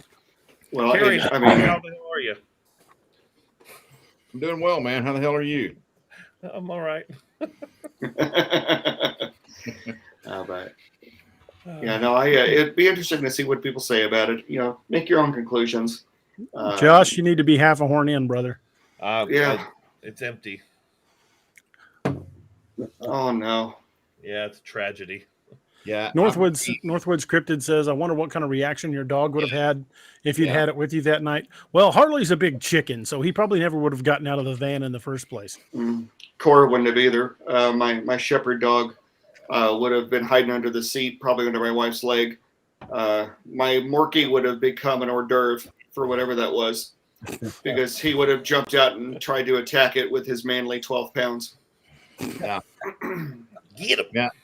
DA, how in that area, Steve too, and Josh too. Y'all are familiar with that area. I know black bear are common. I grew up in Mississippi. We even had black bear down there. That time of year, what was that time of year, and how typically active are black bear in that area? It was fall. This would have been fall of 2019 when we shot that. And bears would have been still pretty active. But it wasn't until like this year or the last couple of years that we really started hearing reports of them coming into town and stuff. As it just wasn't that common to see one around, especially around where people live. But because just beyond Joe Bald, there's a housing development, but it's kind of set back from it. But Joe Bald is a pretty expansive section of woods. So yeah, I'm not saying it wasn't a bear. I don't know what the hell it was. But as quiet as y'all said it was, that bear would have been like half bear, half ninja. Yeah, because right. bears, a bear that big. I mean, I've seen some big bears, some big black bear. A bear that big is not going to be exactly stealthy, beating through the brush. You're going to hear that sucker coming. Well, if it And that- climbed, well- if it climbed the tree, you know, it could have been higher off the ground. But Well, you again, we don't know what it was, but we didn't find anything. Right. Well, Yeah, I mean, and you're when it, on the tree and coming down out of the tree. Yeah, on the it held a occasions lot that of I have, noise. you know, in the woods, and the occasions I've startled a bear, I knew it because I would hear rustling and I would hear that snuffling sound that they make. You know, that sleep apnea shit that they do when you get too close to them. And you know, growing up in the woods, at that point I go, oh, there's a bear near here. Get the fuck out. I mean, it's a pretty simple reaction. And I fully intended it. Had I seen whatever this was, I would have gotten back in the van and said, yeah, I think we're due for that beer, Doug. Let's. I used to Here, work. look at the time. Let's I be used to somewhere work else. I used to work at a campground back in California during the summers, and we had lots of bear activity. And part of the job of the maintenance crew was to remove the bears from the campground, for lack of a better term, to keep them away from campers. You know, we would manage them out of camp. I've dealt probably with 50, 60 bears every year. And they're not quiet. You can hear them climbing trees. They're like shredding bark when they climb. You hear them in a trash can, walking. Like you said, sounds like they have sleep apnea, just walking around. Yeah. That was what we guesstimated about 30 yards away from where you guys were standing. Yeah, You would have heard a bear climbing a tree. Well, I would think, I mean, just to put it in perspective, now granted they're more physically fit than I am, but you know, let's say it's a really damn big bear. Okay, I'm a 240-pound man. Assuming I was wearing some climbing spikes and had the physique that my you know, someone inebriated fat ass could make it up that tree, you're going to hear me going up that tree, complete with the sleep apnea sounds, you know, because that's a lot of mass on that tree bark. Yep. You know, the trees aren't built for, you know, 300-pound mammals to be hanging on them. You know, they just aren't. That's not the purpose of the bark and everything. You'd hear the noises. right. You know, I've seen videos of them climbing up people's tree stands, and you know, the people are aware of them and they're filming them, and you still hear as the things, you know, as the redneck is, you know, get ready to piss himself. You know, I wonder if that would be a viable way to keep it from climbing the tree at you if you just whizzed in its face. I'm going to release my musk. K-Talk asked, would a bear be aware enough to peek out? Yeah, 100%. a bear would be curious. definitely aware enough to peek out. But again, if it had been a bear, we would have heard something. Yeah. I would have thought. I'm scared that if it was a bear that we didn't, you know, because you know that would definitely be nice to. You know, I would hope that I haven't lost my situational awareness to that point. Yeah. But, Yeah. you know, maybe. Leon, what do you think, sir? Well, there's no bears where I live. What you Because do? the Royal Guard turned them all into hats. Yeah, thank the Lord. But yeah, there's definitely 100% something in that video. Like I said before, it was there 1 minute and it wasn't there the other minute.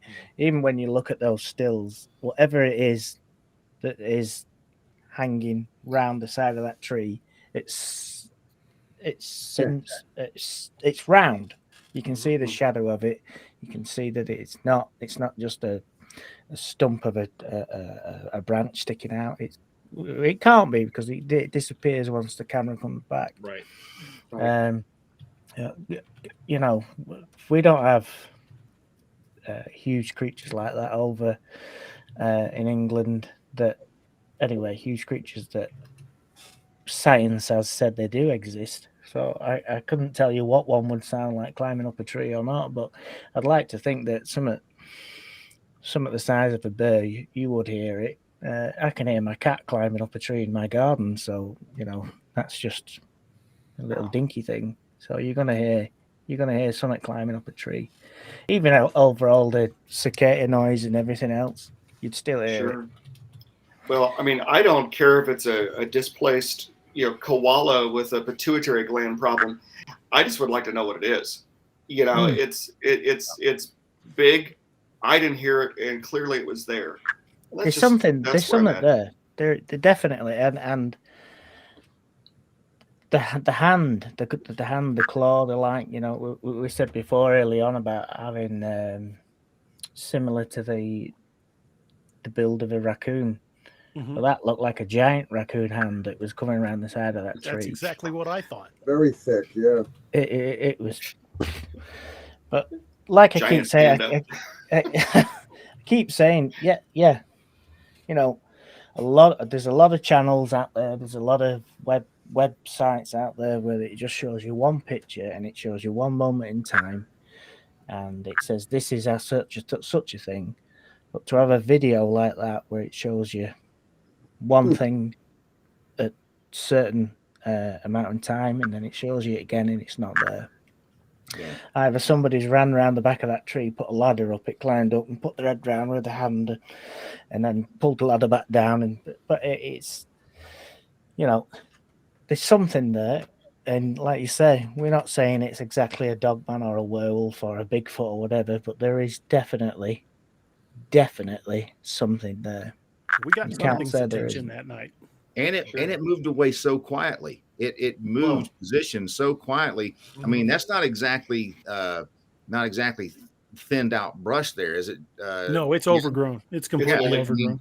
You're going to hear something busting brush, and for it to move that stealthily, that's a big whatever moving pretty freaking quiet. Yeah, well, it's not their behavior. That's more Sasquatch or Dogman type behavior. Well, where they move quietly through the brush. Well, Smedley made a very good point. He said, when you hear a very large dogman, okay, let's put the tinfoil hats on for a moment here. Let's assume that it is, definitely a dogman, and it's, let's say, 8 feet tall. Let's make it the small side of what we think it was. Okay, arguably that's going to be 500-600 pounds minimum. Why are we not hearing it? It could silently pull its head back around the tree. I could do that, and I'm, but as graceful as a hand grenade. But then where did it go? It wasn't. Yeah, it wasn't like we caught the thing walking away, Swamp Thing style, into the brush. I mean, I don't know. I'm of the opinion it probably didn't leave. It probably crouched down and just went motionless. Yeah. And I know every time I've ever shot a deer, I saw it because of the motion. It's not that I went, there's a deer over there. Bang! The human eye detects motion, man. We're the best motion detector out there. And Cryptovilli, you brought up a good point. I was going to say the same thing. There's probably a survival mechanism for them because their stealth is a part of their survival.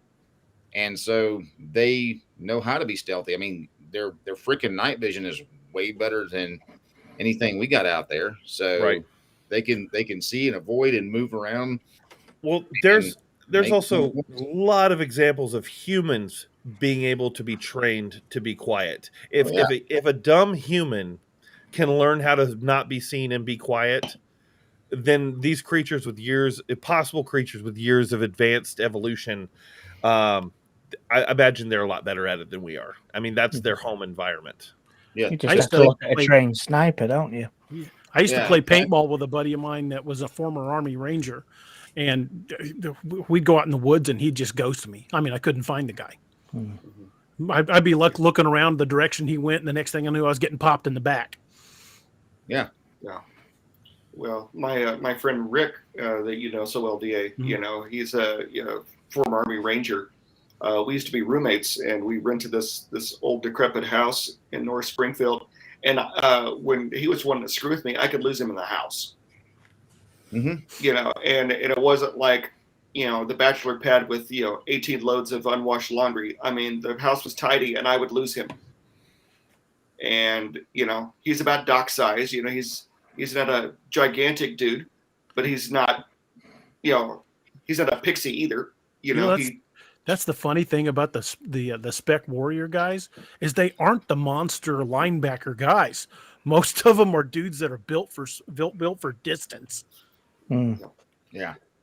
Yeah, and I mean, if it's wanting to be quiet, it's going to be quiet, and you'll never even know it's there. It's just like a mountain lion out here in Colorado. We got big cats out here, and if you see one, that bastard's been watching you a lot longer than you realize.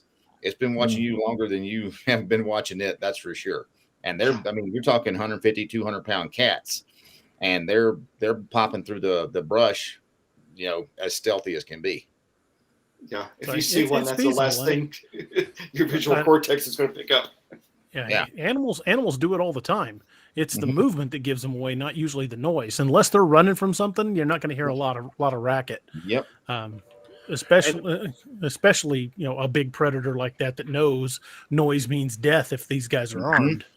Well, and had that thing not have moved, Dream wouldn't have seen it because none of us sure as hell didn't see it. Someone may have eventually seen it, but if it would have stayed there, this conversation would never be happening. Yeah, if it hadn't been pointed out to us, I never would have saw it. Well, and if it was something there and it was something sentient, enough that it could think about what we were, it probably figured we'd leave soon. It probably wasn't counting on DA panning the light back. After you panned away and see, that's the thing. It moved like an animal. You hit it with light and it dropped back behind the tree. It reacted to the light. They're looking over here. I need to move. Denise Bevan Snyder says, could it have gone up the tree? Maybe. But me personally, considering how much ground clutter there was, I honestly, I don't think it crept away. I think it crouched down and just went motionless. Well, because we didn't pursue it, and within a minute or so, we were back in the van and leaving. I think it was either waiting for a chance to get closer or waiting for us to come closer to it. Or just waiting for us to leave so it can get back to whatever it's doing. True. And Denise, I would argue the same thing that was argued about the 300-pound bear climbing a tree. If we're going to hear a 300-pound bear, we're going to hear a 500-pound werewolf or whatever the hell we're going to call it. It's going to make some noise. Yeah, it's going to be noisy. But when we went back there that night with your son, I mean, we weren't trying to be quiet, but walking through the leaf litter, and we had to pick our steps of where we wanted to walk. There were branches, there were a lot of trees. We had to pick and choose where we wanted to walk, and it was loud as hell. You could hear us crunching through the brush. Yeah, that video is up, by the way. If you guys want to watch the second Joe Bald outing, give me a second. I'll post the link to it in the chat. Oh, right on. And over here in England, we don't hunt nowhere near like how you do over in the States. But I've been out shooting pheasant, and you can be walking along through a field or some brushland, and you can more or less step on a pheasant, and then it'll just and off it'll go. You can be right on top of it, and that does a similar thing. It just keeps still, and it knows you're getting closer, and at one last second off it goes. Yeah. I know it's got nothing the size of a bear or a wolf or anything like that, but animals do stand still, keep quiet, and hope that you're just going to walk past them. But the pheasant pops out on you. It makes you jump. Yes, it does. That's like going through the woods. I remember as a kid in Mississippi growing up, we'd be playing around the woods doing hide and seek or whatever at nighttime, and run up on a covey of quail. Holy shit, dude! That'll make you run into a tree real quick, because those things will jump out. Hey, Lanita, how you doing? I'm doing all right. Yeah, I stumbled across a quail that was nesting, and I was just walking along kind of a creek bed, and it reacted just by the time I would have stepped on it, and I did my best barnyard karate, defending myself after it's already gone, and the thing is 6 feet away from me, acting like it's injured, and then I walk up and it flops away a little further. I'm like, yep, I came across the nest, didn't see it. Yeah. We'll leave him alone now. Yeah. Well, folks, we're going to take a quick moment to do a quick giveaway. We've had a pretty lively chat. We're going to give away a $5 Amazon gift card. Ironically, good for a Kindle copy of one of my books if you're so inclined. But it is a $5 Amazon gift card, good for anything on Amazon. So Nightbot is about to pick a winner. Give you just guys a couple seconds. If you haven't started chatting in the chat room, just throw anything in there. And we will do this again before we end the show tonight. We're going to give away a couple of them. Well, if we're going to do a couple, All Tower will sponsor one of the Team Odin journals. Oh, awesome. We'll give one of those away later. Okay. So, yeah, if you haven't... Thanks for the donation, Josh. Yeah, no worries. So, like I said, if you haven't chatted in the chat box in a while, or if you want to get in on the... if you're just lurking, which is completely fine, if you want to get in, just monkey smash the keyboard a couple times and throw anything in there. Just needs to register that you've said something in the YouTube chat. Yeah, I'm just checking on YouTube now. We've only got 9 thumbs up. There's 70 something people watching, so hit that Only thumbs up as well. 9 people? Come on, folks. Give it a thumbs up. Come on. It's easy peasy. Click on it. Also, I'm pretty embarrassed that as a co-host, I'm the only one that has done a super chat tonight. Come on. Because you're the only one who's super. I mean, this whole panel's on the YouTube page, we have 46 thumbs up. Are we? Yeah. If you look at the YouTube page. What am I looking at? I don't know. Couldn't tell you there, Leon. It is pretty late over there. Wait a minute. Well, the likes haven't caught up with the time You're difference. right. It has 48. I check it back. There's a 5-hour lag on the likes to English. Yeah, I was going to You say, definitely have got 48. Yeah, you will. oh, Lord. In my day, we used to call it an onion rope. Sorry.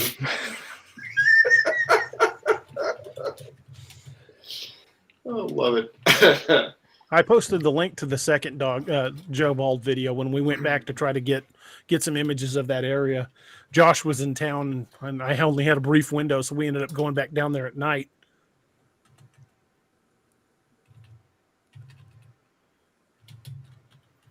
Okay. It's gone to 52 now. That's even better. Awesome. Yeah, I mean, that's what happens when you call people out. Yeah.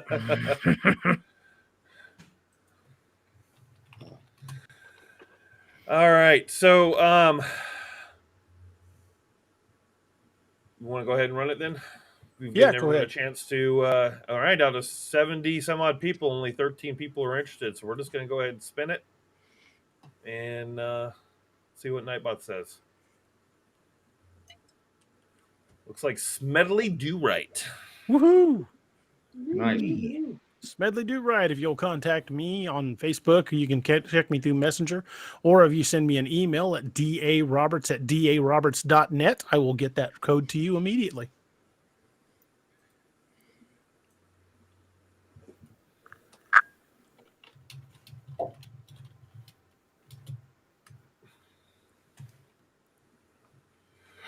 Well, don't everyone talk at once. It's hard to get through the noise barrier here. I love it.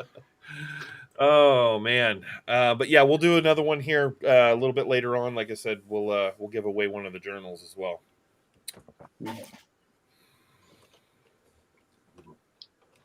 So, DA, I have to share with you, completely off topic, but you know, you and I both like to offer our exciting whiskey tasting experiences, and I got me thinking when you had that bottle of Bullet there earlier.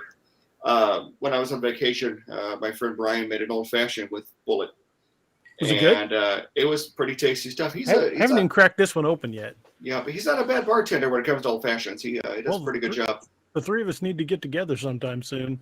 We need to. Gogo asked. He asked before, but I didn't get a chance to get to it. Is a snow yeti, white Bigfoot. I think they're very similar. There's different names for Bigfoot type creatures all over the world. The Alma, the Almasty, the Yeti, the Yeren, Chiyetonka, if you follow the Lakota, the Gray Man of the mountains of Scotland. All over the world, there are creatures like this that have very similar characteristics. I think that they are offshoots of the same species, and at some point they've managed to spread out across the world. So I think the Yeti is a very similar creature to a Bigfoot. I'd put them in the same category. Agreed. Okay, what's Doc drinking there? It's a cocktail of some kind.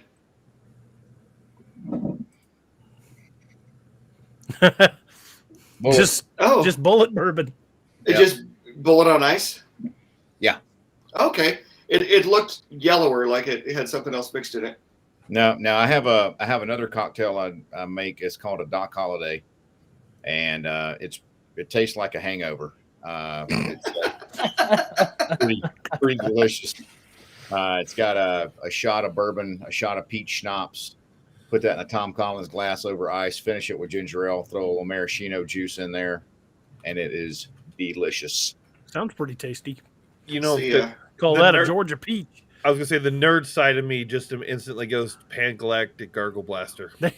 Has the effect of getting hit in the head with a gold brick wrapped in lemon. Yep. My dad is fond of the Doc Holiday Manhattan, which is about 2 measures of Old Overholt rye poured over ice with a Luden's cherry cough drop. I like that. I do the bourbon because Doc was a prolific whiskey drinker. They estimated he drank 4 to 5 quarts a day before he died. Yeah. And like my grandfather. Yeah, and he was a Georgia boy, so of course Georgia peach. So I threw in peach schnapps. I made that up one night when I didn't have anything else hanging around my apartment when I was a bachelor. So, yeah. Well, my dad is a retired dentist, and he's a huge Doc Holiday researcher and fan. He's been down to Griffin, Georgia, to the museum down there and everything. And I forgot what the name of the whiskey was at the time Doc drank it, but it has been bought out, whatever, and it's now Old Overholt. And so you could get Old Overholt for about $12 a fifth. It's not high quality stuff. And the local Macadoodles here in town sells about 2 bottles a year, and I buy both of them. Yeah. DA was over one time. We were having dinner and probably Cards Against Humanity and having a brainstorming session for one of the iterations of the DA verse. And we're like, oh, let's make a traditional, Manhattan with rye whiskey. And I said, well, I've got this rye, and we made it, and it wasn't awesome. It was not awesome at all. Yeah, it was a shade shy of awesome. Yeah, it's not a horrible rye, but it'll do the job. That's because rye was like the prevalent whiskey up until Prohibition. So. Well, and that was our thought. We're thinking, well, the Manhattan would have been invented, during Prohibition. That's probably the closest thing to a proper, true Manhattan. And I think the consensus was that Old Overholt probably got better as they added turpentine along the railroad. It's decidedly not awesome. Yeah. After that, I think we decided that any Manhattans consumed at my house were going to be the South Boston variety. So. Yeah, I like anything amber. I'm a fan of a good malt. And Leon, y'all are famous for that over across the pond, man. So there's some nice stuff over here. Glenmorangie. Oh, delicious. I had the Glenmorangie Nectar Dior. Beautiful. They finish it in a Sauterne cask. I had some the last time I was over. Oh my God, it's so good. It's great, yeah, beautiful. I was just thinking then, I went to watch the new James Bond movie the other day, and if this guy was a real guy, there's no way he could even pull a trigger. All the way through the film, he's just necking drinks all the way through. Yeah. And he drinks like I drink. He just throws it right down his neck. But it's a great film. Don't get me wrong, but God, there's no way he wouldn't be able to piss straight. Yeah, no chance. I was just catching up on all the Bond films the other day, and I was like, I was watching him as he was through the film. I was watching how much he was drinking. I was like, Jesus Christ, this guy's a functional alcoholic. Yeah. So hilarious. Yeah. Well, this new one's even worse. Depends if you think it's worse, isn't it? I remember after watching the Casino Royale and watching him order that first martini that he orders there, and he orders the dry vodka martini, and I think the bartender asked me once it's shaken or stirred, and he said, "Do I look like I give a shit?" and he makes it, and a vodka martini compared to like a good gin martini is also decidedly not awesome, but it'll put hair where you don't want it. My wife is a fan of dirty martinis, so yesterday we had a martini evening, and I decided I wanted to try a new twist on it. And so she likes a dirty martini, so I took a little bit of hot sauce and threw into mine. Actually was not bad in the dirty martini. So I've named it, I put a little Texas Pete hot sauce in there, like 2 dashes of Texas Pete, and I call it a hot and dirty. Hot and dirty. Hot and dirty. It was pretty tasty. There's a girl at my school called that.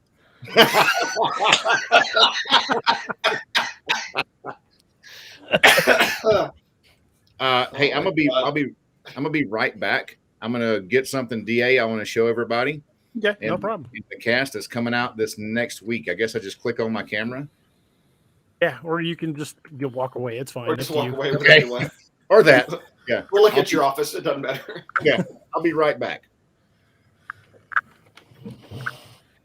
Sorry, I had to run and get me a top off on coffee. I'm having myself a redneck mocha. You put a packet of hot cocoa in it. Hot cocoa and coffee. We used to do that at the sheriff's department because my buddy Andy Hammer would make the coffee so strong you could barely drink it. So we would start putting packets of Swiss Miss in it, and Sergeant Fletcher used to refer to it as a Swiss bitch. That watching some of those cops make their coffee, it reminds me of watching somebody make a blizzard at Dairy Queen. Like they pour this coffee in and then they do this and it doesn't come out of the cup. Like, oh. I'm all for coffee. I'm all for coffee, but if you need silverware in order to drink it, it's a little thick. Yeah. Well, I tend to drink my coffee out of a stainless steel, Contigo cup because it's the only one that won't corrode.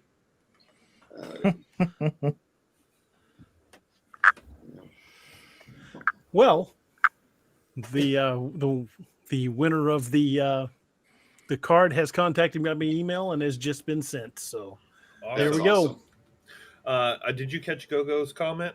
No, I was doing other things. He says, I'm happy I found this channel I think he said before 15 days ago. I feel like I'm home. We're glad to have you. We're happy to have you.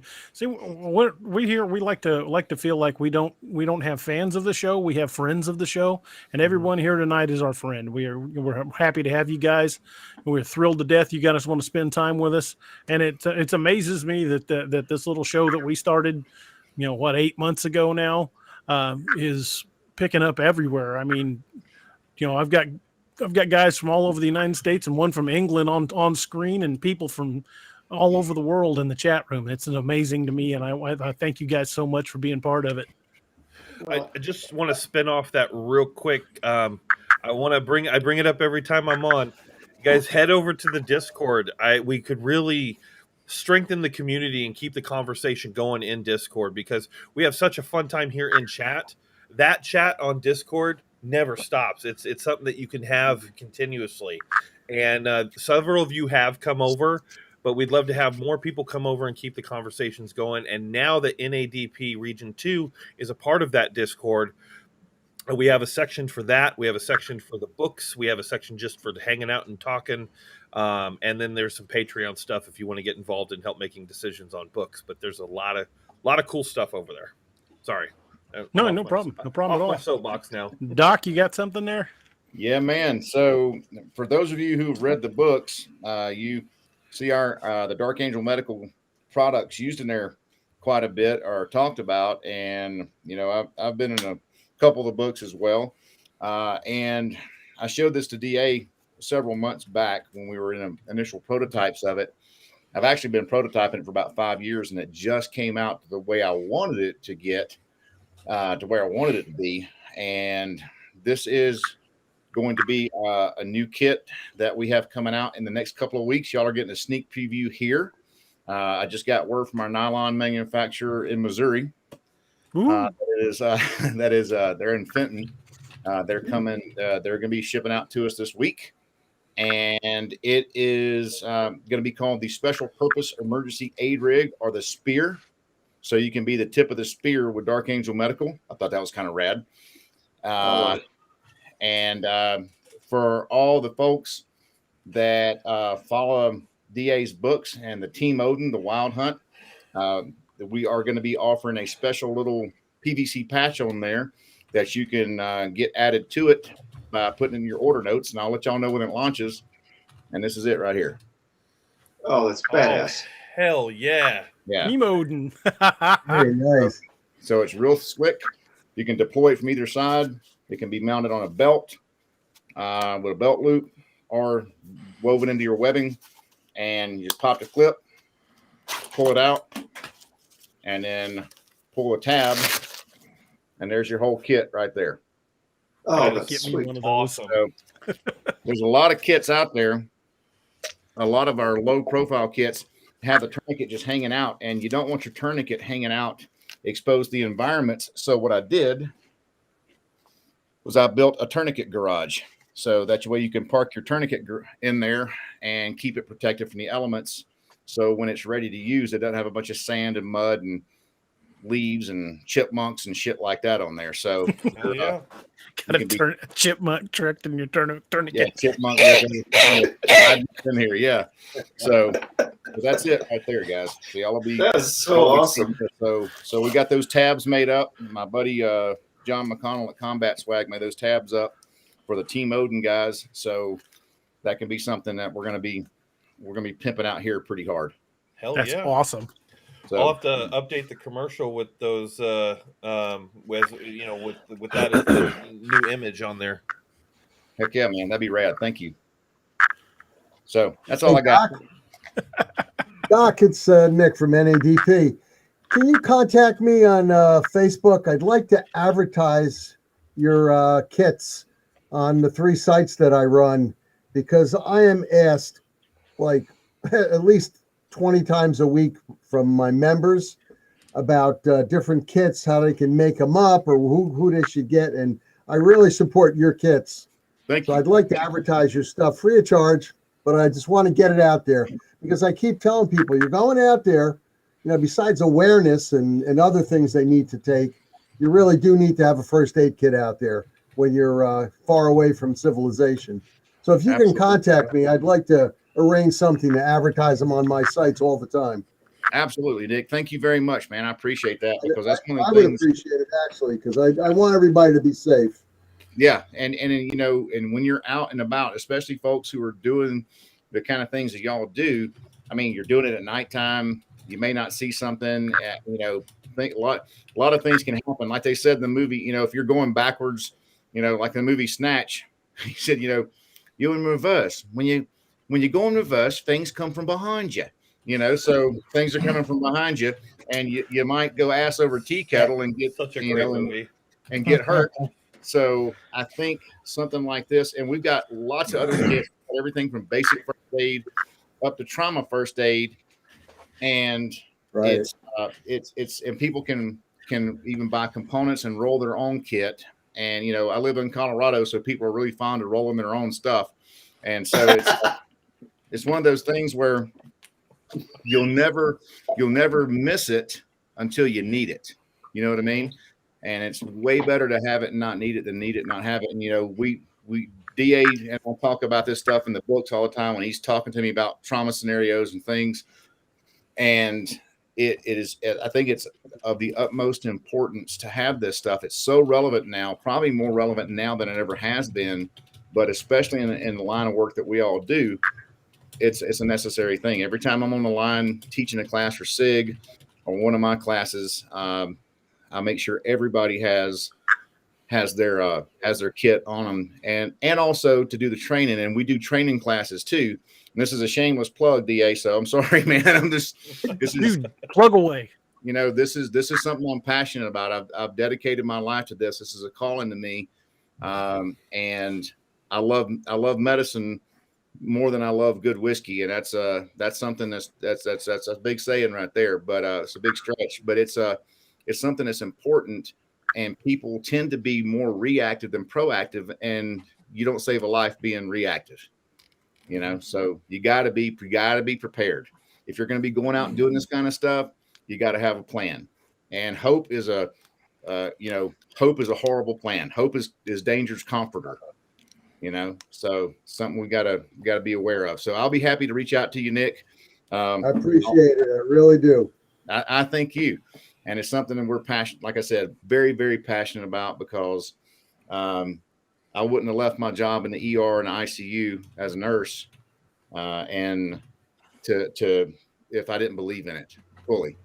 So definitely something we need to have. Everybody needs to have them, and they need to know how to use them. And if they can't come to one of our classes, they can do some of our online training. Is free, so you can at least get some familiarization with your products. Definitely. I mean, I carry 4 tourniquets when I go out, and they're all within reach. And some people just go out there with a bottle of water and if they're lucky, a flashlight and a stick just to walk around, and they're like 3-4 miles from civilization. Yep. I haven't left the house without a Dark Angel Dark kit, the direct action response kit, for what, 10 years now, Carrie? Yeah, at least 10 years. It goes everywhere with me. And it's you got to have it, and it's one of those things where it's lightweight, it pound, and it's nothing that's going to take up a lot of room. But when you have it, that's 19 ounces of life insurance right there, So I'm very, very. Well, and DA Tuesday, you needed it. Yeah. Mm-hmm. Had that incident occurred someplace where, the Springfield's finest wasn't available, it could have definitely gone a different direction. Fortunately, nobody needed me to stop a bleed, and they had to extricate me from the van, so I wouldn't have been much help, but my son could have. Yeah, absolutely. And a good buddy of mine, he works with Tactical Night Vision Company, TNVC. He just used one of our headrest kits and his personal dart kit to save 3 people's lives in a rollover automobile accident along I-10 in Louisiana when he was coming back from teaching a class. And three occupants of a vehicle, one of them being a baby, were all ejected from a vehicle, and he used the kits to save their lives and keep them stable until EMS got there and they life flighted them out. So pretty good stuff. And I'll be passing on a really good coupon code. DA, you and I can talk offline this next week, and when all this stuff comes out for all your listeners and everything. And Nick, I'll share that one with you as well. Thank you, sir. And Carrie, you forgot to mention something. The What's kit that? for life guarantee. Thank you. Yeah. If you use one of these kits, I had to send 2. I didn't have to. I gladly did it. I sent 2 kits out to Sam this past week. If you use one of our kits to save someone's life, let us know. Send us some documentation. Let us know what happened, the incident, all the details, and we'll be more than happy to replace the components that you used absolutely free of charge. You send the unused stuff back to us. We'll check it out and make sure it's still serviceable. We'll repack it with all that stuff plus any new stuff that you used, reseal it, and ship it out to you absolutely free of charge. So that's something, and that was save 131. And I just got word from another guy yesterday that he used it on a friend of his who attempted suicide and ended up saving his life. Awesome. So that's save number 132. So that's 132 people walking around another birthday because of something a redneck from Route 2 Mississippi had. Good job, brother. So it's pretty freaking awesome, man. So that's what it's about. That's why I've been saying for years, best kits in the business. I appreciate you, brother. I plan on rebuilding like my car kit, of like emergency supplies. Yeah. I definitely want to put one in there, and then my camping bag that I keep like a fire starter, extra flashlights. I want to get one in there too. Yeah, absolutely. Yeah. And like I've got my computer propped up on this one. This is one of our bigger kits, and it's got the kitchen sink in there. You know, it's That's a got badass kit. Yeah, we call that one the hard case because you don't want to be in a rock and a hard place without one of our hard cases. There you go. I love it.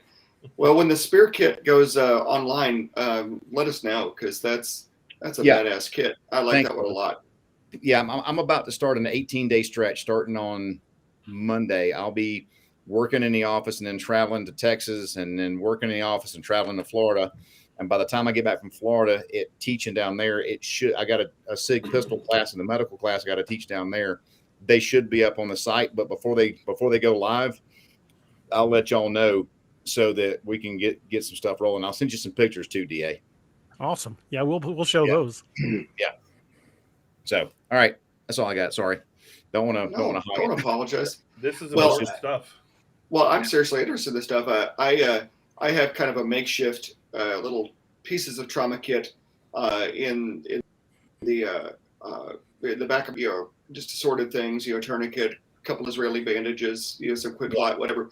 But it's not packaged very well. I've literally got it just kind of thrown down in the little place where the spare tire goes in my SUV.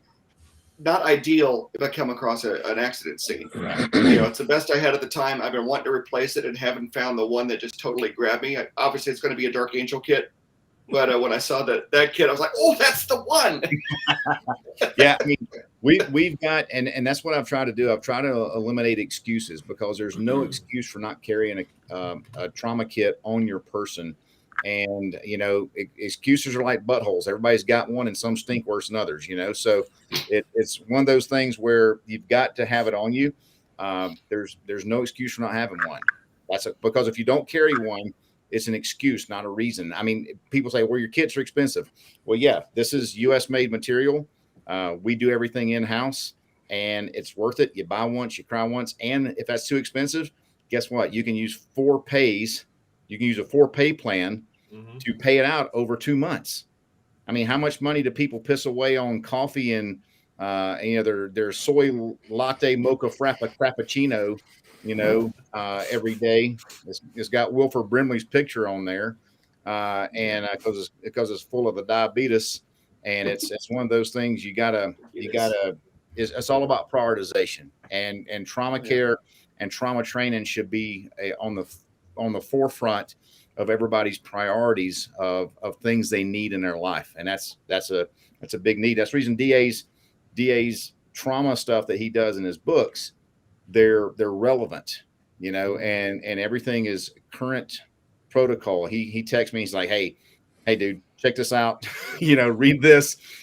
Is this survivable? I'm like, absolutely not. They're done.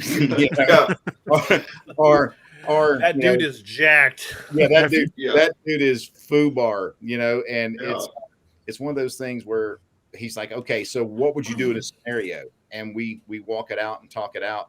And I think it's honestly it's a great learning tool, because you can learn from it, because it's not just something he's pulling out of his butt. It's actual stuff that I've done over 30 years.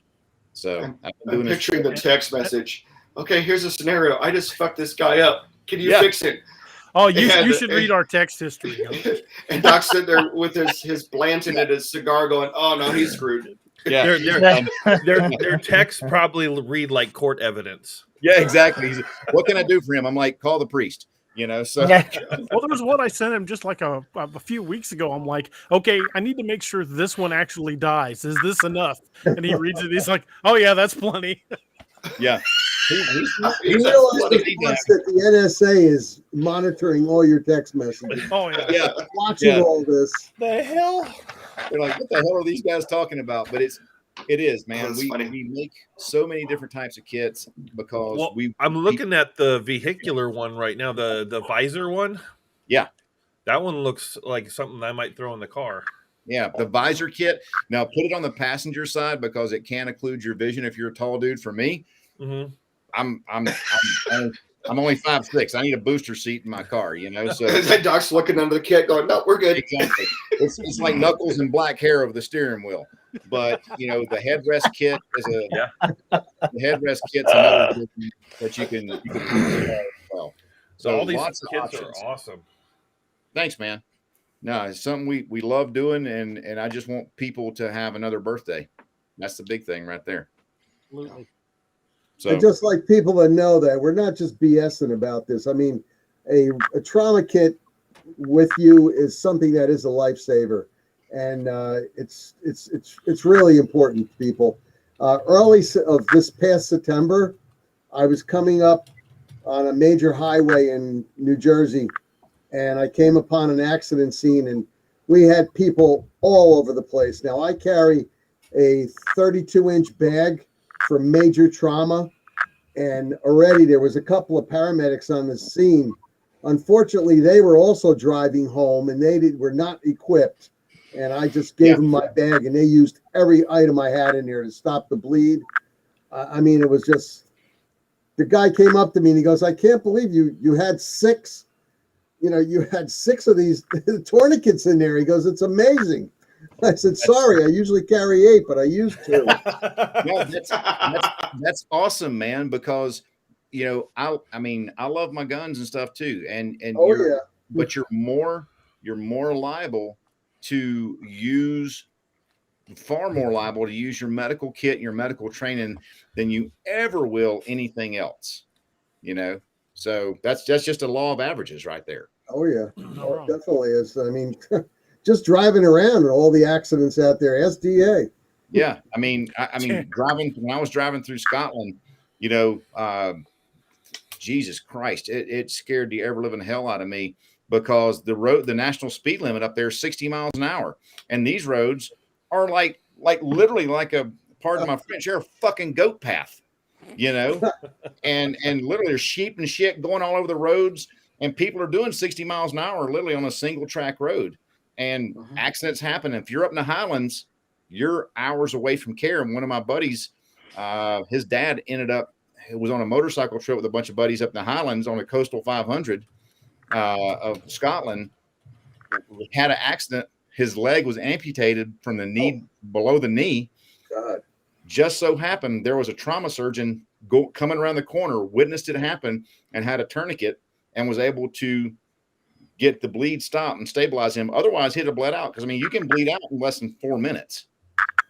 And response times are usually a lot longer than 4 minutes, unless you have an accident right next to an ambulance. You need to carry a trauma kit. Unless you carry a paramedic on your back, you need to have a trauma kit. The kit's a lot lighter than carrying a paramedic. Exactly. Unless it's Doc, you can put him in a cargo pocket. That's why. Well, I was going to say, Doc is built for long distance. We'll carry him with us. Yeah, but I'm a little bit dense, though. Is that why you call him Pocket Doc? Yeah. Carry him around one of those baby Bjorns on your chest. Like the Hangover. A little first aid cross on the front. Yeah. It'd be like Mad Max Beyond Thunderdome, me on your back. Who run Bartertown?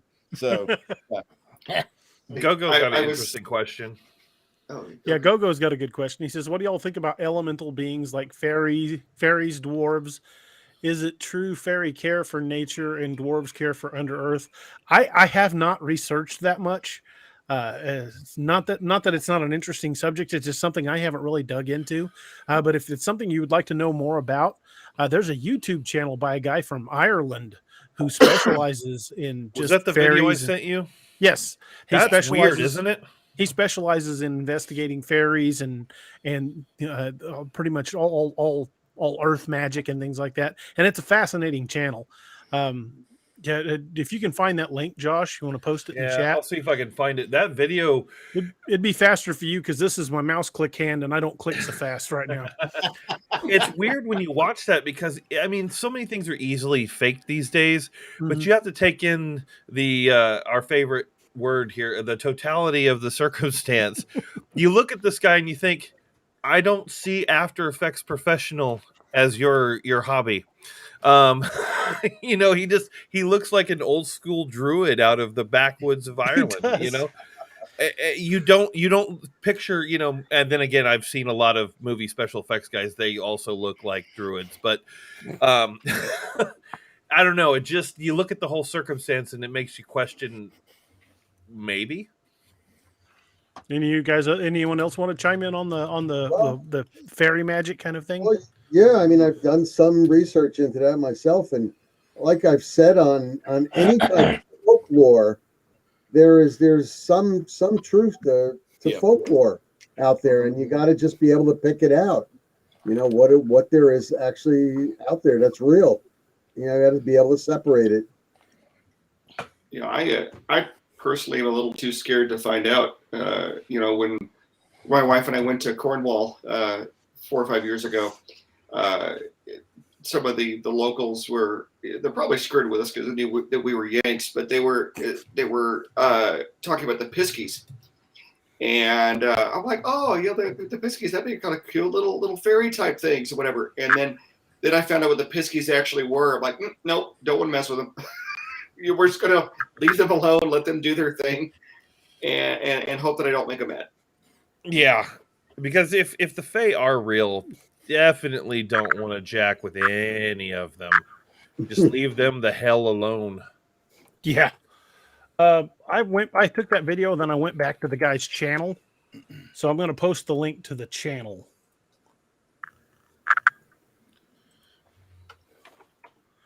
If you're interested in those videos that are about fairies and pixie magic and dwarves and all of the I can't think of the word I'm looking for. The Fae? Yeah, the Fae, but there was another word I was looking for. If any of that you're interested in, the YouTube channel is a really good source to do it. Doc, you talked me into it. I got a brand new shot glass I got from Larry Beans Baxter, who was on the show the other day. It's from alasquatch.com, and I busted the seal on the bullet, so I'm about to bite the bullet. All right, it is. It's medicinal. That's what it is. Medicinal. Oh, that's smooth. I got this cough right here. It's DA special medicine. It was prescribed to me by Doc. There you go. What I tell you after I found out you had the wreck? What I tell you? Yeah. Take 2 shots and call me in the morning. There you go. That is really smooth. Yeah, it's good whiskey, man. Oh yeah, I'm really surprised. I mean, I like bourbon, but that's smoother than Maker's. Yeah, it's a good whiskey. Really, yeah, it is. Even though we spell it wrong, Leon. Sorry, man. Sorry. Yeah.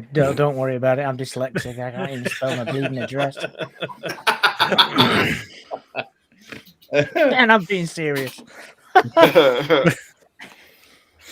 So we've talked about Dogman in the U.S. and some over in the UK. Is there other reports like in Asia or Australia of Dogman? Oh, in Australia, yeah, definitely in Australia. Yeah, Nick, you have a lot of like contacts down that way, don't you? Like a lot up in the Norwegian countries too. Yeah. In my group for Region 3, I have 27 people from Australia, and I'm getting encounters there all the time. And DA's correct. In the Nordic countries, Finland especially, are one of my people over there who runs the International Dogman Project Nordic countries. She's got contact with them and encounters all the time. So that's a big place over there for Dogman and Sasquatch subsequently also. Interesting. Did not know that. Yeah, so Dogman sightings are pretty much all across the globe, and they date back centuries in Native American lore. I know there are a lot of different theories on the origin of Dogman, and we've only touched on our particular versions of the origin stories. And I'm not saying any one of us are right. I'm not saying any one of us are wrong. I'm certainly no expert. And there are other opinions out there that are just as equally as valid. And just because I lean toward physical creature and don't look into the UFO aspect of it that a lot of people do, it doesn't mean I think it's wrong. I pursue a different course. My almost 20 years in law enforcement, in one capacity or another, I look for physical evidence, and that's the path I tend to take, and so that's why I'm strongly leaning toward physical creature, especially with the historical connotations of how long it's been being seen. Well, me personally, DA, my worldview is screwed up enough seeing whatever the hell that was behind that tree. I can barely process that, let alone that an interdimensional, pan-dimensional thing brought it there. That's a little bit more than my poor brain can handle at the moment. And so was born Steve's Dogman Liquid Lore. Seriously, you Well, know, the guy I from drank- Mountain Beast, the guy from Mountain Beast Mysteries. I'm trying to remember his name. Justin something I can't pronounce. Can't pronounce his last name, but he's from Mountain Beast Mysteries. He's fond of saying you can't solve a mystery with another mystery. So until we know for sure what Bigfoot or Dogman is, we can't explain it by saying it's an alien or it's a dimensional portal, because we haven't proven those either. So we can't explain a mystery with another mystery. Chernipsky, yeah. I love his videos. I think you've alluded to this before, DA. I firmly believe in the whole philosophy of Occam's razor. If the simplest explanation is that it's an 8-foot tall residual piece of evolution from the Pleistocene, fine. If the simplest explanation is that it's an interstellar combat species brought here through a pan-dimensional portal, then I'll take that. But I want the simplest explanation, and it may be the more exotic one. Yeah, we don't know. None of us. We don't know, and I would like to know. I would like someone else to find it out, because I'm scared enough just seeing the picture that I was close enough to that thing. But whatever lucky bastard figures it out and survives, he's got my full support. Amen. I'll buy him a drink, assuming he can still drink. He still has a face. Still has a face. You got it. And until we have a living public specimen, I emphasize public because who knows what's not public, and or a corpse of some kind, it's all speculation. It's all opinion, right. And anyone who says otherwise, is selling something. We can have strong opinions, and we can have our own personal evidence what's true to us. I know Nick's had encounters. DA and Steve, have had their experience. And Leon, you've had several strange encounters yourself. We all have our personal truths. We got to get his video on sometime where gets that vocalization, because it's really creepy. But we can say. We can say, I saw something or he saw something, but until it's a public thing, it's hard for anyone to say, that's it. Right. Well, that's why I get so irked when people refer to cryptozoology as a pseudoscience. I call bullshit, because any science, you're searching for the truth. You're taking the evidence you've got, you're forming a hypothesis, you see the evidence works. If it doesn't, you change the hypothesis, lather, rinse, repeat. We do that with cryptozoology. It's just that it's harder for us to find evidence, or I should say us. I'm not a cryptozoologist. It's harder for them to find evidence, right. And the burden of proof is so much higher. It's going to take more than a fuzzy enhanced photo, or video that we've got. It's like you said, we need the DNA evidence. We need the maybe the eDNA. We need the body. I'm hoping that eDNA science continues to expand, and we can learn a lot more from it. To be able to collect environmental DNA is just it's fascinating. But you got to have something to compare it against. Is the problem? Well, true. But it definitely will further not just this science, but a lot of different aspects of science.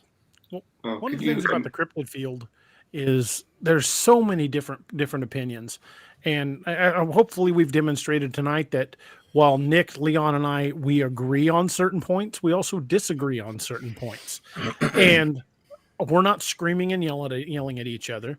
I consider both of them my friends, and that's not going to change just because we look at the cryptid solution. We look at the cryptid species in slightly different ways. It's not going to change. I'm not saying they're right. I'm not saying I'm right. I'm not saying anybody else is right. For all I know, the Hare Krishnas are the only ones that are right. We don't know until we have more evidence. But that's what we're trying to do. We're not going to fight amongst ourselves. We're not going to argue and holler and hoot and call each other names. Any theory is just as valid as any other, and we're just pursuing our line of inquiry and trying to find the best possible answers we can. Agreed. Definitely. Yeah. Well, and you made a very good point earlier when we were just kind of talking our little group here.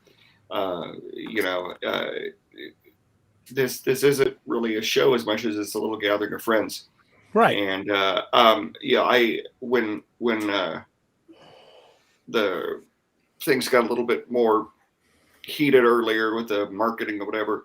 If it hasn't been made clear, I reiterate, I have no financial gain in this show. This is me hanging out with my group of buddies, and I hope that DA's books become wildly successful, even more so than they already are, and it gets the big Netflix deals, and maybe eventually he'll hire my decrepit ass to be his nurse and bartender. But I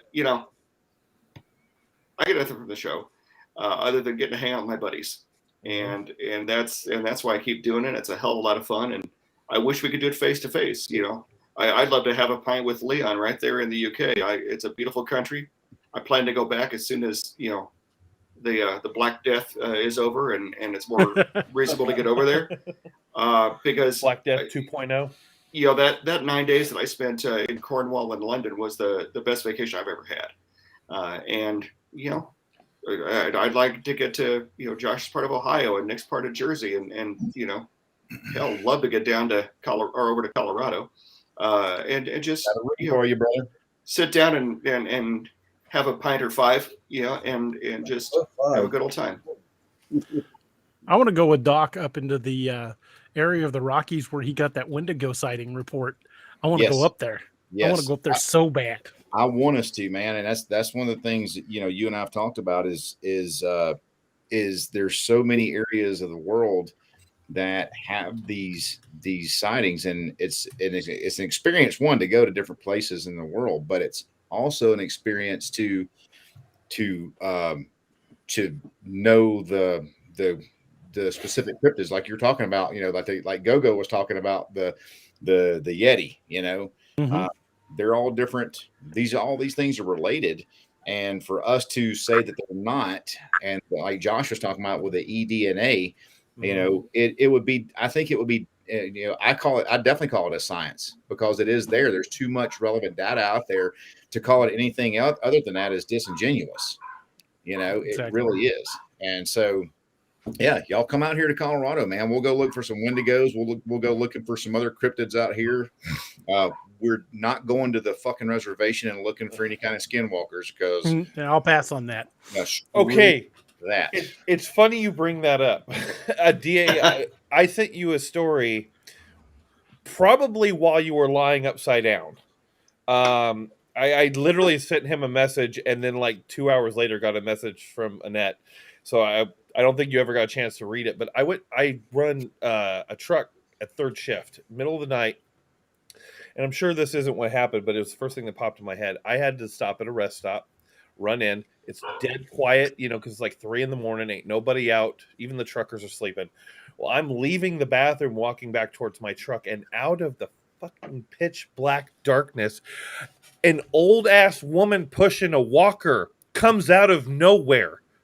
Oh no. And I'm like, walk faster. I don't know what this is. I don't know where she came from. There's no cars on that side where she could have parked. I'm getting in my truck and I'm gone. And my first thought was, I'm going to get eaten by a skinwalker. That's what's happening right now. Yeah. Got an old woman with a walker, and the big, strong, hairy trucker is like, oh, shit, no.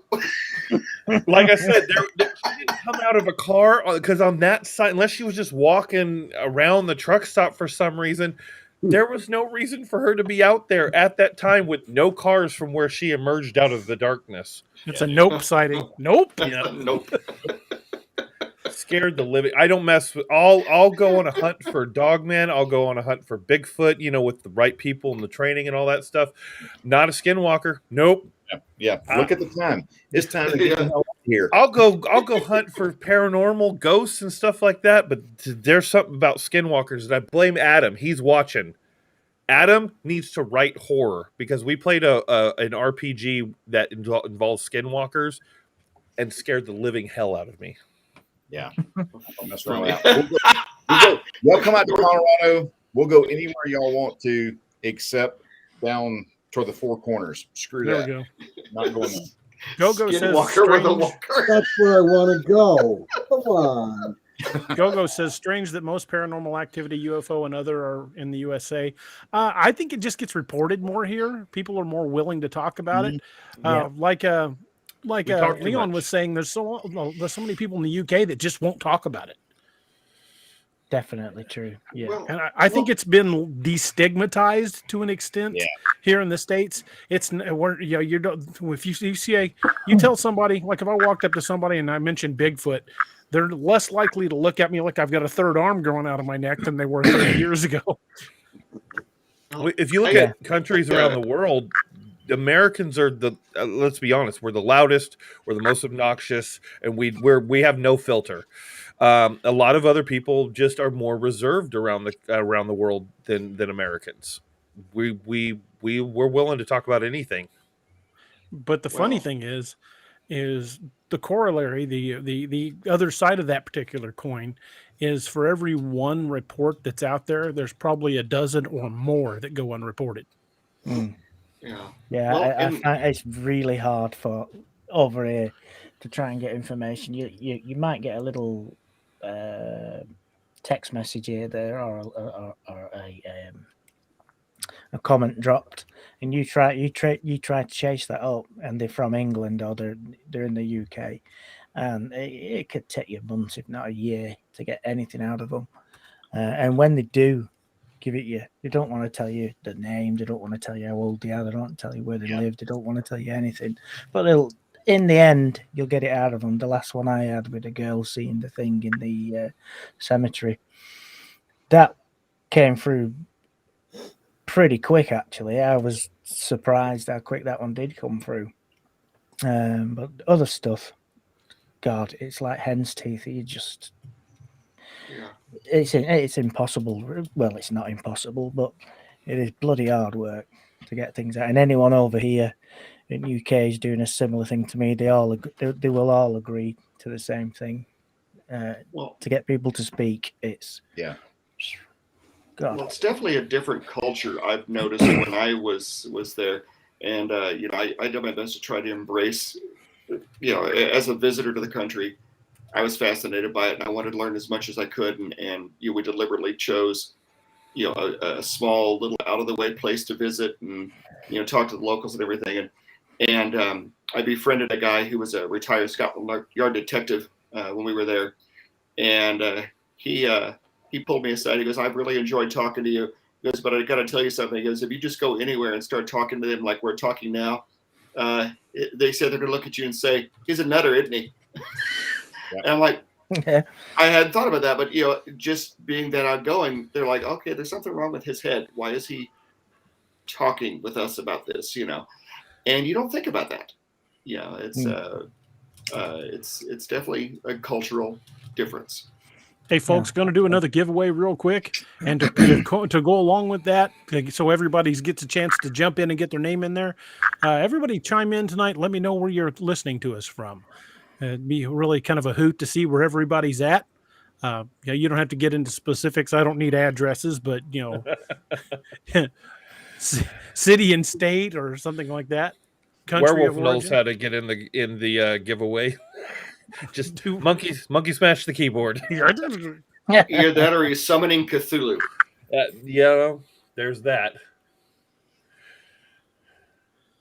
Yep. If you want to be a part of the giveaway, you just have to mention one thing in the YouTube chat, and we'll get you in there. And what you got? Cryptidville's 15 minutes from the I'll LBL. Throw in this sweet Dark Angel Medical multicam hat. All right. We'll do one for notebook, and then I'll pull a second one for the hat. Awesome. That's awesome. So- Thanks, I Josh. hadn't worn it. I hadn't worn it, so Texas, I have it on my head. Missouri. It's brand new. You won't have my essence on it. I mean, depends on who gets it. They might want your essence on No it. DNA. Damn. Speaking of the multicam hats, I need to talk you out of another one because I gave mine away. I hadn't worn it yet, and we did that giveaway, and I thought I had a second one, and then I went, "Ah, shit! I just gave my hat away." I know a guy. I'll get you squared away, brother. Awesome, thanks, man. Holmes County, Ohio, Lower Michigan, College Station, Texas, Washington State. Holy moly! I'm teaching a class in Wow. College Station next weekend. Sweet. Holmes County, Ohio. That's up in your neck of the woods, Josh. Yeah. Yep. I'm in Northwest Ohio. All right. We will go ahead and run this first one. Make sure you're in. I'm going to go ahead and run the first one. This is for the Team Odin, just, empty lined notebook. R. Ramirez. Woohoo! Nice. You want to tell him how to get a hold of you? Get a hold of an all tower? Yeah. I will. Let me see if I can post it here. Congratulations, R. Ramirez. R. Ramirez, go ahead and shoot me an email there at my email address I just posted in chat, and we'll get that sorted out for you. And I'll go ahead and spin it up again, and this is for the hat from Pocket Doc.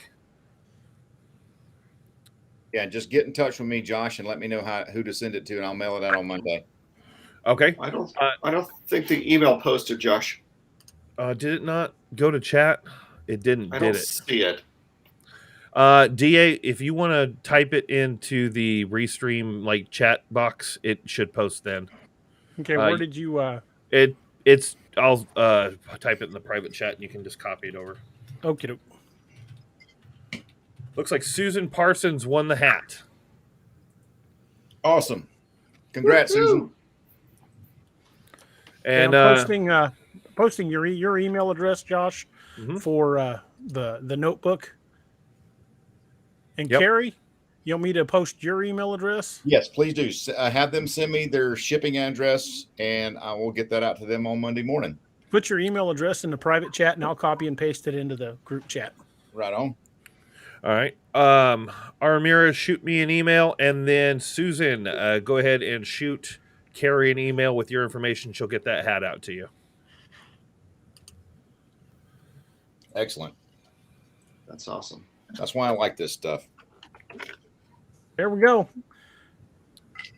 Those are both posted. Awesome. Congratulations to all three of our winners tonight. That is just fantastic.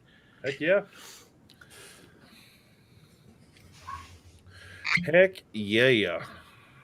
2, 4, 5. Oh, hey. This is General Dalton sighting. Dalton appears. What's up? You hear me?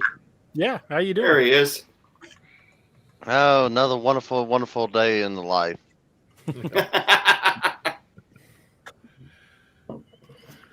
Ouch. I think that's the Listen, general guys, can consensus you- for everyone. Are you picking me up? I'm gonna call it a day. It's quarter to It's like- 5 in the morning. You gotta call it a day for the next day. Yeah, I'm already ahead of it.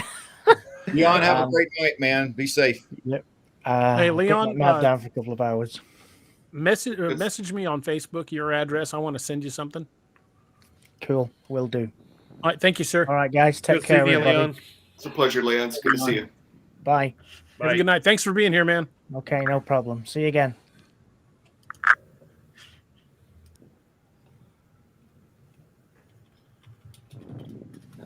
He's How we always a doing? riot. I Yeah, he love when he's on. He's a hoot and a half. I love having him on. Oh, And he- if you guys he's have not so had a hysterical. chance to check out his channel, I should have said this earlier. God dang it. I should have said this while I was on there. Let me go ahead and get his YouTube channel so you guys can check his out as well, because he's got a lot of great videos of his his investigations around England and the UK. The link to his YouTube channel, I just posted it in the chat. If you guys head over there, I'm already liked and subscribed, and hit that little bell too, so you get the notifications. But he's got a lot of really good videos up, or some rock solid videos that are really good. Got Do It Noel's Way is the name of his channel, and it's right there. I just posted the link in the chat. So if you guys head over there and like and subscribe his channel, and if you haven't hit the like and subscribe channel for us, please do so. Hit that little bell so you'll get all the updates whenever we go live or whenever a new video is posted. And I appreciate you guys doing all that. Thank you so much. And in addition to the super chats that are now available that you guys can send, it'll highlight your comment, it'll support the channel. You can choose your support amount. Very soon we'll be also adding a way to subscribe to the channel as well. You'll be able to subscribe monthly for access to a special title in the YouTube. You'll get like a special color and access to special emojis for chat. We're working the details out on that. I just got a reply back after I sent the code for the first winner. Try again, Sammy. Yeah, he said the code worked. Bought your second Lakeview Man book in Kindle format. I already have the first one. Well, awesome, outstanding. That's awesome. Thank you so much. That was a little bit self-serving, wasn't it? Gonna have to go the way of Leon. I gotta head out. Yeah, I gotta go get jacked up and get to work. All right, man. Nick, thank you for being here. Hey, thanks for sharing your experience of Dogman and jumping into this subject. It's something I always enjoy doing. But I want to get you and probably Leon both back on here in a couple of weeks. Well, I want to do the 7 types of Dogman.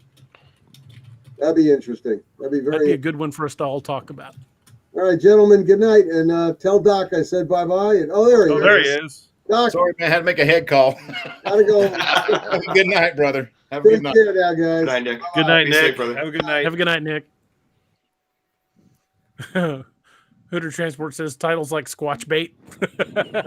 Jeez, I sure everybody's leaving. What the heck?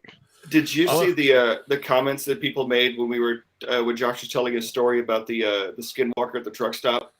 I saw Northwood's comment. Is that the one you're referring to? Well, there were two. There were two that I was cracking up at. One was like it's a retired lot lizard with a walker. That was Northwood.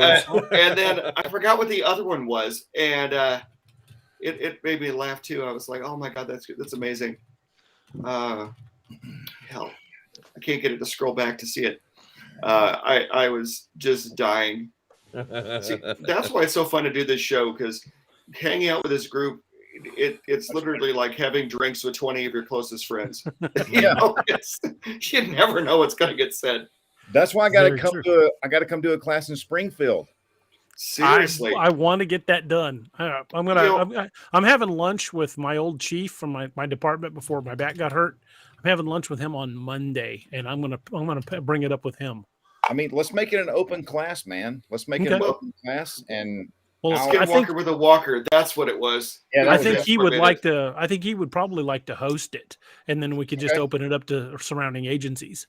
Yeah, and for his agency guys, if they want to add a third day on the range with some officer down scenarios, things like that, we can add a range day to it too. That'd be badass. Yeah, considering I work at a level 1 trauma center, it'd be pretty badass if they hosted one of your classes. But I don't even know how to even begin to make that happen. Since I don't technically work for the emergency department, my opinion doesn't count for a whole hell of a lot. So, well, if you have any questions, Steve, just shoot me an email, brother. Of course, anytime, brother, anytime. Yeah, because our summer is wide open. Da, summer is wide open. Yeah, so I've got 21 classes on the books for this year already, which are this next year, which is fantastic. Thank God. Badass. Yeah, so but summer's wide open, and I could bring Angie and we could all hang out. Just saying. That would be awesome. Take you down to Joe Bald. I would love that. That'd be great. I'll bring my nods and my thermal. And there's another abandoned abandoned campground that they bulldozed over the entrances to get into it. So I've been dying to get in there, but I need a 4-wheel drive. So You've got the Dodge. Yeah. well, yeah, it's not 4-wheel drive though. I'll rent a 4-wheel drive and put all the insurance on it. So if we screw it up too bad, If it comes back with claw marks down the side. yeah, exactly. I don't know how it happened. We parked too close to somebody at the mall. I got the damage waiver, bro. So, Juanita, Yeah. I live outside Colorado Springs, Colorado. Now I'm originally from Mississippi. See, and I'll bring a wee bag and an adult diaper so I can handle the, the stuff that goes on right there. I'll bring a 458 SOCOM and a 10 millimeter. There we There you go. go. I'll bring my 9 and a KSG. With slugs. Yeah, With you slugs, betcha. yeah. I want to get it loaded. I want to load it out with those Winchester Supreme Elites. Yeah, those things are badass. Have you seen that new Smith & Wesson bullpup? Yes, I have. That's pretty slick too. Yeah, things looking pretty sweet. I might have to. I might need one of those. So I don't know. Hey, Lenita- Steve, Make it a what about- business expense. yeah, exactly. Yeah, so the catch is getting Angie to believe that you need it. That's Yeah. Hey, let's see. hey, what about loading buck and ball in the shotgun? That would do the trick. Yeah, we call we call that in Air Force. We call that party mix. Like I had a buddy who was an A-10 pilot, and it was they'd use armor piercing and high explosive incendiary rounds. They'd mix them on their belts, and they called it party mix. Party mix. Yeah. Oh, love it. That'd be absolutely fabulous. And Lenita asked, do we have any Bigfoot out in Colorado? Yes. I would say probably a fair chance of it. Yes, we do. Very mountainous terrain out here. A lot of unexplored, honestly, virgin territory out here in Colorado. Millions of acres that have probably not been set foot on by us, in years and years and years. So yes. Cryptids in South Alabama. Miss Susan, I'm a Mississippi boy, and I have heard of cryptids down there. They used to call them swamp critters, but they were more, from what my grandma told me, was where they were Bigfoot type creatures down there. Nothing, I have not heard about any Dogman down there, but yeah, definitely some freaking some Sasquatch type folks. Some swamp ape kind of stuff.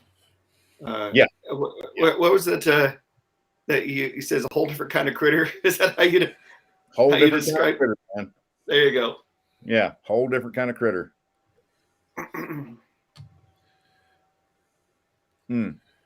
Sorry, a few of us are doing administrative tasks in the background. Yeah, sorry, I'm trying to. I figured. I hate to see that shit. Yeah, well, people feel like they have the need to just, go around spamming people, and scammers have no life. Yeah, they need to see the blade view of a chipper. Just saying.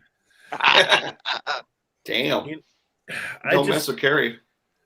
There are people that I dislike. I'm sure that's most people. Everyone has a handful of people they dislike, or there's a person you don't like, but you can either tolerate them or you just make adjustments not to be around them. You don't go out of your way to just make their life living hell. Right. These scammers and stuff that take advantage of people, like, where is your lack of empathy for human nature as a whole? Yeah. Well, I don't understand. That's my thing. I mean, I will be honest and self-identify as an asshole, but I choose to avoid people in those moments. I don't look to go pick a fight, because nobody particularly wants to get their ass beat in a bar. Now, when you're playing keyboard warrior, you don't have that risk, but I just choose to be an asshole by myself. Yeah. But Yeah. you know. Don't bring us into your miserable world. And I mean, that's why we live out in the country, because the city's too peoply. You know, I mean, People-y. it's too peoply, man. And y'all are my people. You know, y'all are my people, and y'all are in my circle of trust. You know, and it's There just. you go. I don't know. The older I get, the saltier I get, man. I don't know about y'all, but the older I get, the less tolerance for bullshit I have. And Yeah. I just kind of call it how it is. I don't sugarcoat much anymore. Gary, you must want the plaque my grandfather had in his house. The What's more I that? see of some people, the more I like my dog. That's a natural fact right there. My dog is right down there in the floor, laying right next to me. A dog's the only thing that's going to love you more. It's going to love itself. R. Ramirez had a good question. He says, has anyone ever contacted you with legit Bigfoot Dogman evidence, but are too afraid of it becoming public knowledge? That is a good question. I mean, no one sent me anything, but DA, you've been sent a handful of things. We're not really shy on keeping things under wraps, are we? No, not really. Unless I'm specifically asked not to. Right. I generally pretty much just share everything. I think we're all of the general opinion that the more evidence that we can get out there, the better we can understand the field. Gatekeeping evidence doesn't serve anyone. Right. It slows down the advancements of the science. It makes you kind of look arrogant. Like who are you to say you're not ready to have this knowledge, so I'm going to hold on to it? I mean, that's right. And I've seen that in some of the cryptid channels and people talking in chat rooms and stuff that, well, I've got pictures, but I don't feel comfortable showing them to you because you're not ready to see them. So either one, you're full of crap, or two, you're arrogant and you're slowing down the progression of this science. Yeah, you made a very good point. And you know, and as a scientist, it's not your job to judge what is done with the knowledge. It's your job to gather it, process it, publish it. Mm-hmm. That's it. You know, and I think that's where we forget as a society. I mean, even with the way a lot of things are being handled right now, you know, people get on a moral high horse and feel that they have the high ground on something, and they don't. They don't. That's not your job. It's maintain your lane, and you know, let the public figure out what's going to be done with it. Yeah. Oh, like the media. Yeah, among others. Yeah. But you know, even just like the video that we presented, we're not staking any claims to it. We just put it out there for other people to decide what they want. Could it be something? Yes, no, we don't know. But if it is, we want people to have eyes on it to add to their experiences, to look at it for themselves. Maybe they'll find something that we didn't. Maybe they'll disprove it. Yeah. You know, yeah. Let them extrapolate their own conclusions from it. You know what I mean? Exactly. You know, nobody said anything. Right. And if you get your knickers in a twist over it and saying we're trying to say something, or y'all are trying to say something, then you need to look in a mirror. You know, just saying. Right. Oh well. Hey, DA. Yes, sir. I'm glad you're okay, brother. Just want to stop there for a little bit of bromance action. I just want to tell you I love you, and I'm glad you're okay. Thank you, brother. And your son. Yeah, it was. Yeah, it was pretty scary. I mean, I'm not going to lie. I'm generally the guy that runs toward crap, but I was the victim this time, and it was a scary feeling to be trapped in a vehicle on its side. And at that time, I couldn't feel my legs, and I think it was just from the force of the impact. Yeah, and it shook me up. I mean, first time getting back behind the wheel after the wreck, I was shaking like a dog passing a peach pit. There you go. No, I'm glad you're okay. I said a little prayer to the All Father for that one. That's for sure. Well, I appreciate it, brother. Thank you very much. Yeah. Soon as I saw it posted on Facebook, I was messaging you. Mm-hmm. Same. Dalton. Same. Well, I didn't get anybody's messages for almost 24 hours because my phone was still in the van. I had, for whatever reason, I was messing with the phone and I stuck it under my leg instead of back in my pocket. And I did the same thing. Yeah, I wasn't messing with it while I was driving. We'd went to McDonald's. We're waiting for our order to come out, and I was playing with the phone. Well, when I started driving, I stuck my phone under my leg instead of back in my pocket. And when the wreck happened, I don't know where the phone went. Fortunately, my son had a hold of his to call 911. Yeah, because I didn't find mine until the next day when we went to claim our stuff out of what was left of the van. I'm just glad y'all are all right, brother. It could have turned out a whole lot worse. I'm telling you, when I look at this, I'm astounded we came out of it as good as we did. Yeah. Amen to that, brother. Hey, you can thank those engineers, brother. That's for sure. Yeah, those crumple zones did what they were designed for, and Absolutely. The airbags did too. Mm-hmm. Absolutely, man. I'm just glad y'all are all right. Oh yeah. I've lost 2 friends in the last 8 days. Oh, sorry, brother.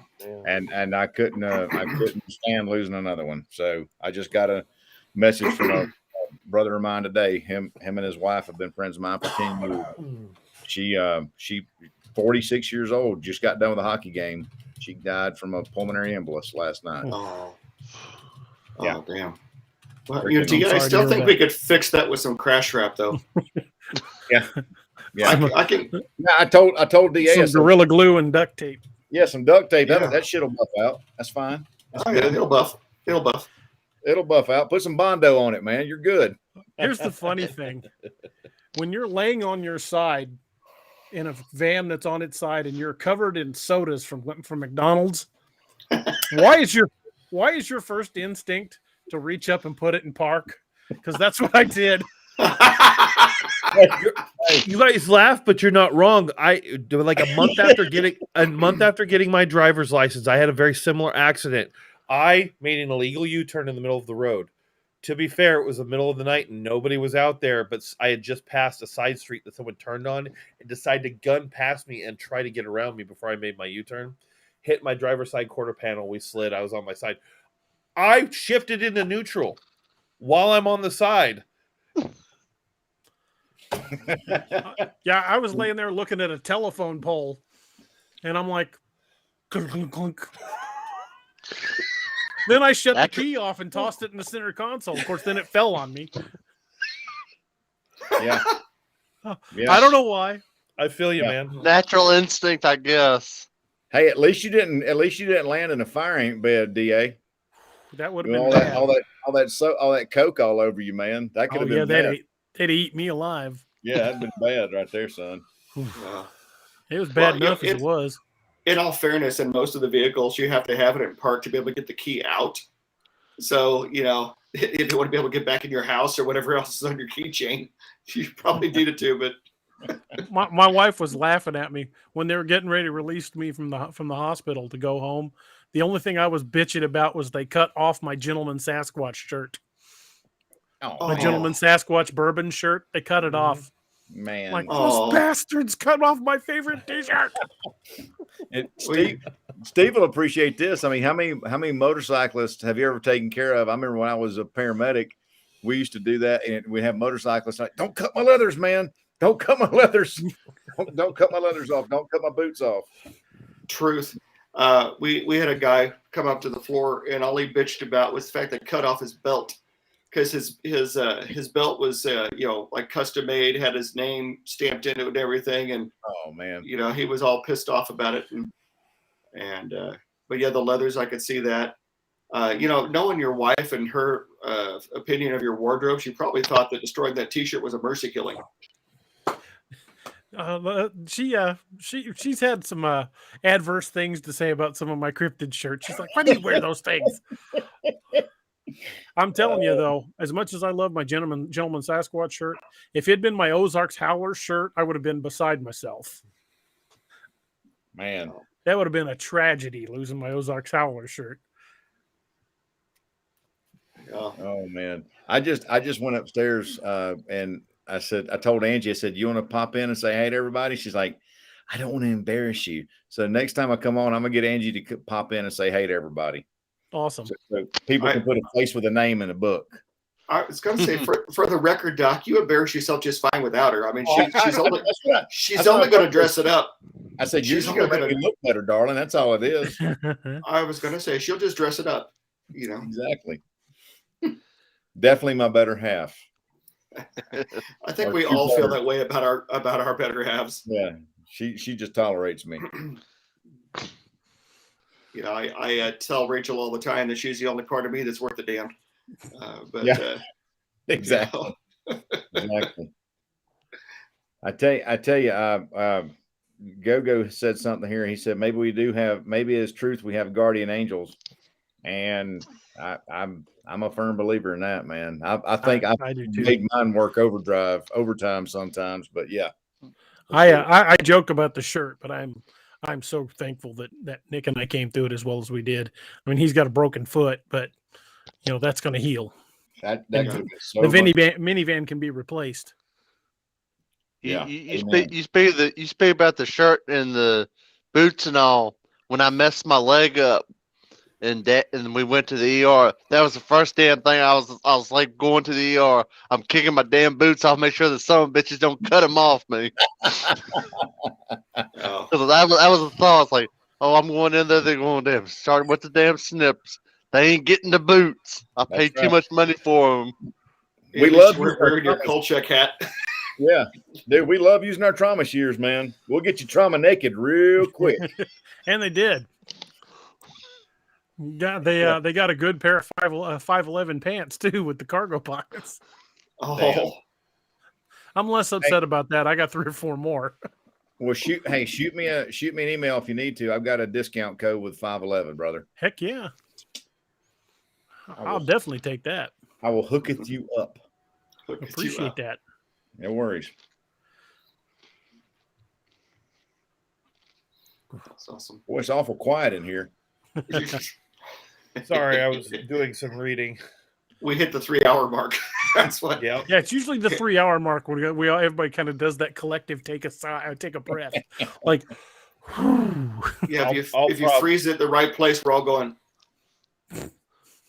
Yeah, I'll probably end up logging off here shortly anyway. I need to try to get some more writing done. Well, my wife just got home. To the 4-hour mark. It's just going to repeat tonight. Just remember that. That's true. My wife and son went out to. They got invited by my daughter and her boyfriend out to see the new Marvel Eternals film. I'm going. And I'm a little jealous. I made a commitment because I want to see it. It's pretty good, actually. Get a hold of Roper. He is a concierge over at the Alamo. He could probably hook you up. Ooh. See, I thought you were going to have me get a hold of Roper because he needs a guy date. I'm like, I can make that happen. Well, he would. He's one. I think he went to go see it with his kids, but I'm sure he'd see it again. Oh. I thought it was pretty good. I haven't seen it yet. Well, I was very impressed with Shang-Chi when I saw that because of course I love the Asian mythology anyway, and so when the various mythological creatures showed up, I was like, ah! You know, it's just it was stupid. If you ever have Sundays off, you've got to start joining us more on State of the Nerd. I have all. It's not Sundays off that's the issue. It's getting a Monday morning. That's okay. If Sunday evenings are more accessible. There you go. Doc, there's a question for you. Doc, Roger, don't you offer a dark kit with the Velcro panel on the back? Not the kit, but I do offer the panel as an add-on. It's called our rip-away panel, and you weave your kit through these channels here, and you secure it with this little buckle here, and that way you just pop the buckle, and then you just grab this little loop right here and pull it off, and your kit's attached to that, and that stays on your belt. So there you go. So that's an option. That is an option on the kits. When you look down, it's just all called the rip-away panel. Nice. So and the back of that is just attaches to your molly rig. Yep, just attach it to your Gotcha. molly rig right there. So it's pretty slick. Wicked I got one. Actually, I got one on my battle belt. Jeebus, right, chimp. So, just like so, you just pop it, and then you just grab the loop back here and pull it off, and there it is. There's your kit, and everything else is right there on your belt. Very nice. So, yeah, Hey, did you ever hear anything from your patch guy? Because I haven't. You still hadn't heard from me, dude? I don't know what's going on with him. He is hard as hell to get in touch with. I will send him multiple emails, and I don't know if I have his phone number, but I will reach out to him on Monday. So you never heard from him on the other patches we was talking about? Nope. Apparently, he's harder to nail down than Jello. Yeah, dude, he is. He is, man. It's like a long-tailed cat in a room full of rocking chairs trying to nail him down. I will contact him Monday morning. Shoot me a text and remind me. Okay. Or my ADD brain will forget. But I'll get you. I'll make sure, and I'll CC you again on the email again too. Well, gentlemen, I need to drop off here. My wife just got home, and I want to spend a little time with her before we go to bed. It's, as always, it's been a pleasure. And for those out in the panel, thanks for tuning in and letting us do what we do and listening to this stupidity that we call a Saturday night. We appreciate every one of you. Steve, brother, thank you for being here, man. Steve, have a good night, brother. Good seeing you. Good to see you, Gary. This is Josh, General. You guys take care, right? You too, sir. You too, man. Yes, sir. Will do. Tell Rachel I said hi. Yep. I'll give her your love. No problem. See you next time. Oh, a nice shirt, by the way. Gogo asks, what do y'all think of that many Christians say one of the end of times is that people are more see more and more supernatural? Yeah, it could be. I mean, I'm not a particularly religious person. I'm probably the wrong person to ask religious questions to. I'm more of more spiritual than religious, if that makes sense. Yeah, it does. I grew up. I was a Baptist preacher's kid, man, and I'm charismatic in a Greek Orthodox church, so I am definitely more spiritual than religious. But I can't see why there wouldn't be an increase. Yeah, in things happening. You know, I would think so. Oh, wait a minute, Kay, you said you're Greek Orthodox? Yeah, I got charismatic in a Greek Orthodox church in 1999. What the reason why I said that, DA, that's you have to pick his brain when it comes to Dyatlov Pass number 4. Yeah. Or is that 5? 5, no 4. What's that again, Dalton? The next Wild Hunt book he's talking about. Yeah, because I mean, I never knew anything about Orthodoxy until I was in Bosnia, and had a priest bless us. And I was like, that's kind of interesting. And so I knew he wasn't Catholic just by the way he was dressed and everything. So I started doing some research on that stuff, and we ended up converting to Orthodoxy in 1999. Sorry, I didn't mean to throw a wrench there, but it's just like it's all right. It's my eclectic brain. Hey, Carrie, were you talking about you're going to launch a new kit? I kind of jumped in or got off work and started listening. Was you launching a new kit? Yes, sir, right there. And it's got the Team Odin logo on it. Ooh, cool. That's sexy, ain't it? Yeah, it is. Very. What's that one going to be called? What's in it? It's going to be called the Special Purpose Emergency Aid Rig, also known as the Spear. So you can be at the tip of the spear, and you can get it from either side. You can access from either side. And so these are hold it in place, belt mountable. You can mount it on your molly. You click that, and you grab your little pull tab and pull it out, and you've got your tourniquet up top. And when you open it up, you got everything in there. You got chest seals, pressure bandage, hemostatic, nasal airway, needle if you're licensed, gloves, Mylar blanket, and a pressure bandage. And what colors are those going to be available in? Partridge in the pear tree. You got multicam black, or as I like to call it, golf multicam. You got regular black, tan, and ranger green. So 5 different colors. Nice. And the key question, MSRP. MSRP is yet to be determined because we have had a price increase on some of our components, but it should be right in line with the price of our dart kits, which is about $199. Well, I after consideration, I think you should put me down for a Ranger Green one. Done, son. Because it'll go with my dart kit. There you go. Yeah, easy day. And then, a lot of these low profile kits have the tourniquet exposed. Like I was telling DA, I said I don't like that. So this is the multiple iterations of this kit over the last 5 years, and so I built a tourniquet garage to house everything in, so your tourniquet is protected from the elements. I think I like to refer to it more as a tourniquet condom instead of a tourniquet garage. Well, I don't know if the U.S. Patent and Trademark Office would allow that or not. Tourniquet prophylactic. Yeah, tourniquet prophylactic. So, yeah, but that's it, man. That's the new kit, brother. Roger Peacock wants to know when he can get one. Hopefully, as long as they're getting shipped from Missouri tomorrow. No, not tomorrow. Monday.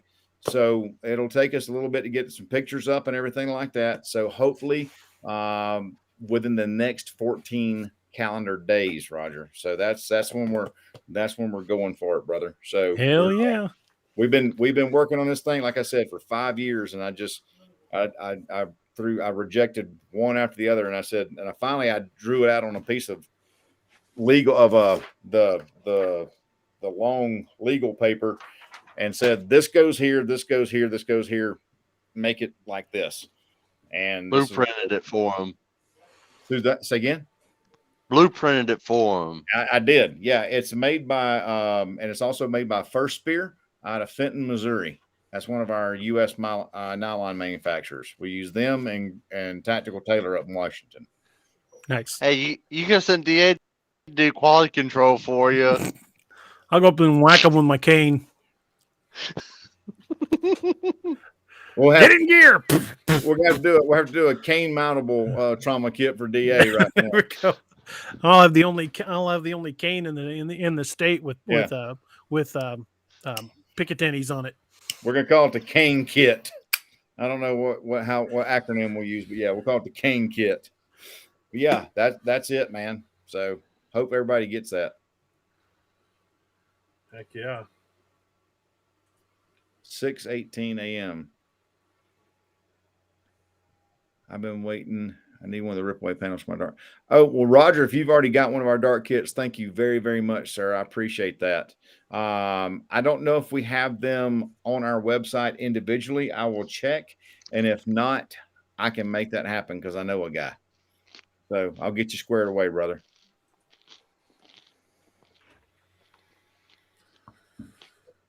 Well, folks, I think I need to bow out as well. I need to get a bunch of crap done, and I know I'm going to be getting tired here shortly. So, I think it's probably a good place to start wrapping things up. Yep. I'm at a point where you guys have seen me dancing around, I'm sure, and I'm still got the wrist monster on, and I think it's about time for me to take a muscle relaxant, try to get some sleep. I'm starting to get pretty painful. there you go. Well, I appreciate you guys all being here. Dalton, thank you for joining us, man. Let's my granddaddy used to say, let's pee on a fire and call in the dogs. Well, hey, your granddaddy sounds like a wise man. He was. Doc, thanks for joining us, brother. Thank you, brother. I appreciate you having me, man. Good to see all y'all again. You are welcome anytime, my brother. Anytime. Yeah. Josh, thanks, man. Try to get some writing done because I don't know if I will. I may just take a muscle relaxer and sail away. My wife says they make me snore like a freight train. Oh, hey, Cryptidville. I'm sorry, man. I missed that. Do you have a logo or one you'd like for me to make one to advertise for you?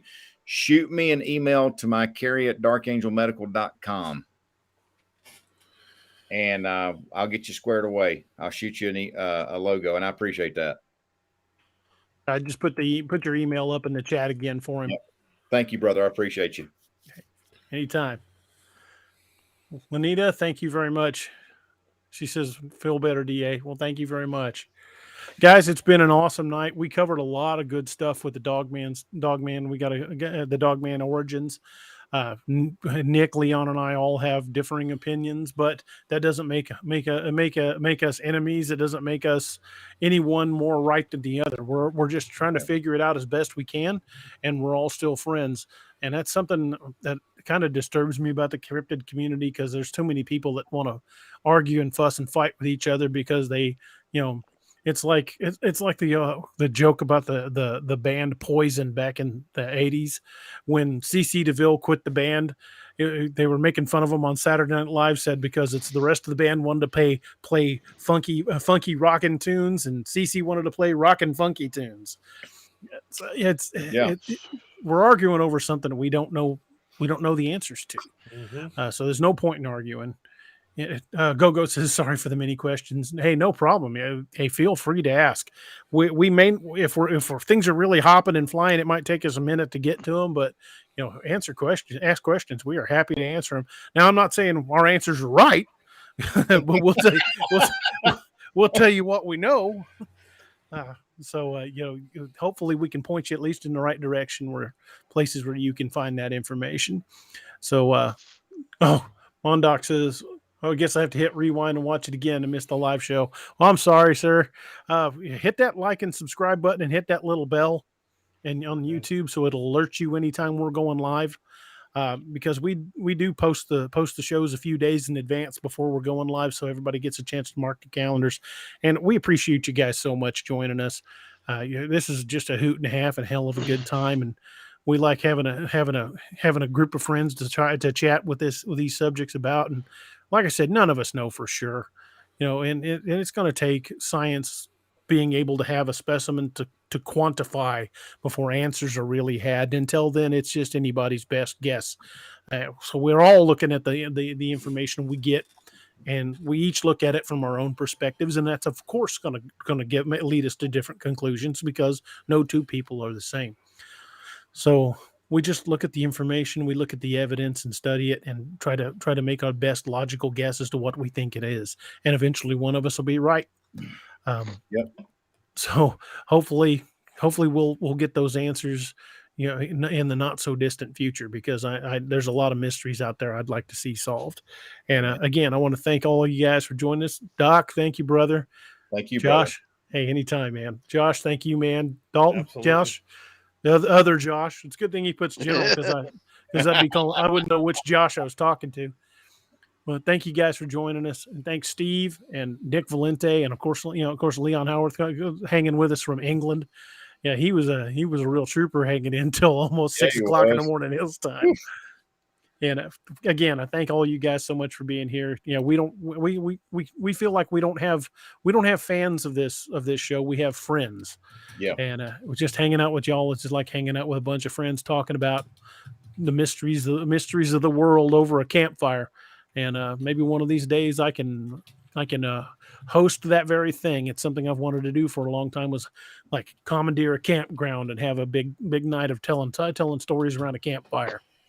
And it's something I've looked at to do for a good long while. So hopefully we can make that happen. Thank everybody's well wishes for my recovery after the accident. Keep us in your prayers, because we've got a bit of a road ahead of us since we found out the other driver wasn't insured. So, oh Lord, yeah. So we're kind of up in the air on how things are going to turn out. So keep your fingers crossed for us.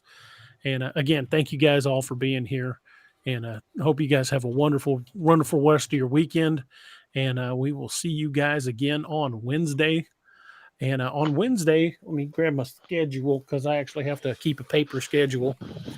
On Wednesday, we will have author Max Hawthorne, who he does a lot of cryptid stories that deal with the ocean. So we're going to be talking about aquatic cryptids and the books he's written, and I think it's going to be a good time. So hope you guys join us then.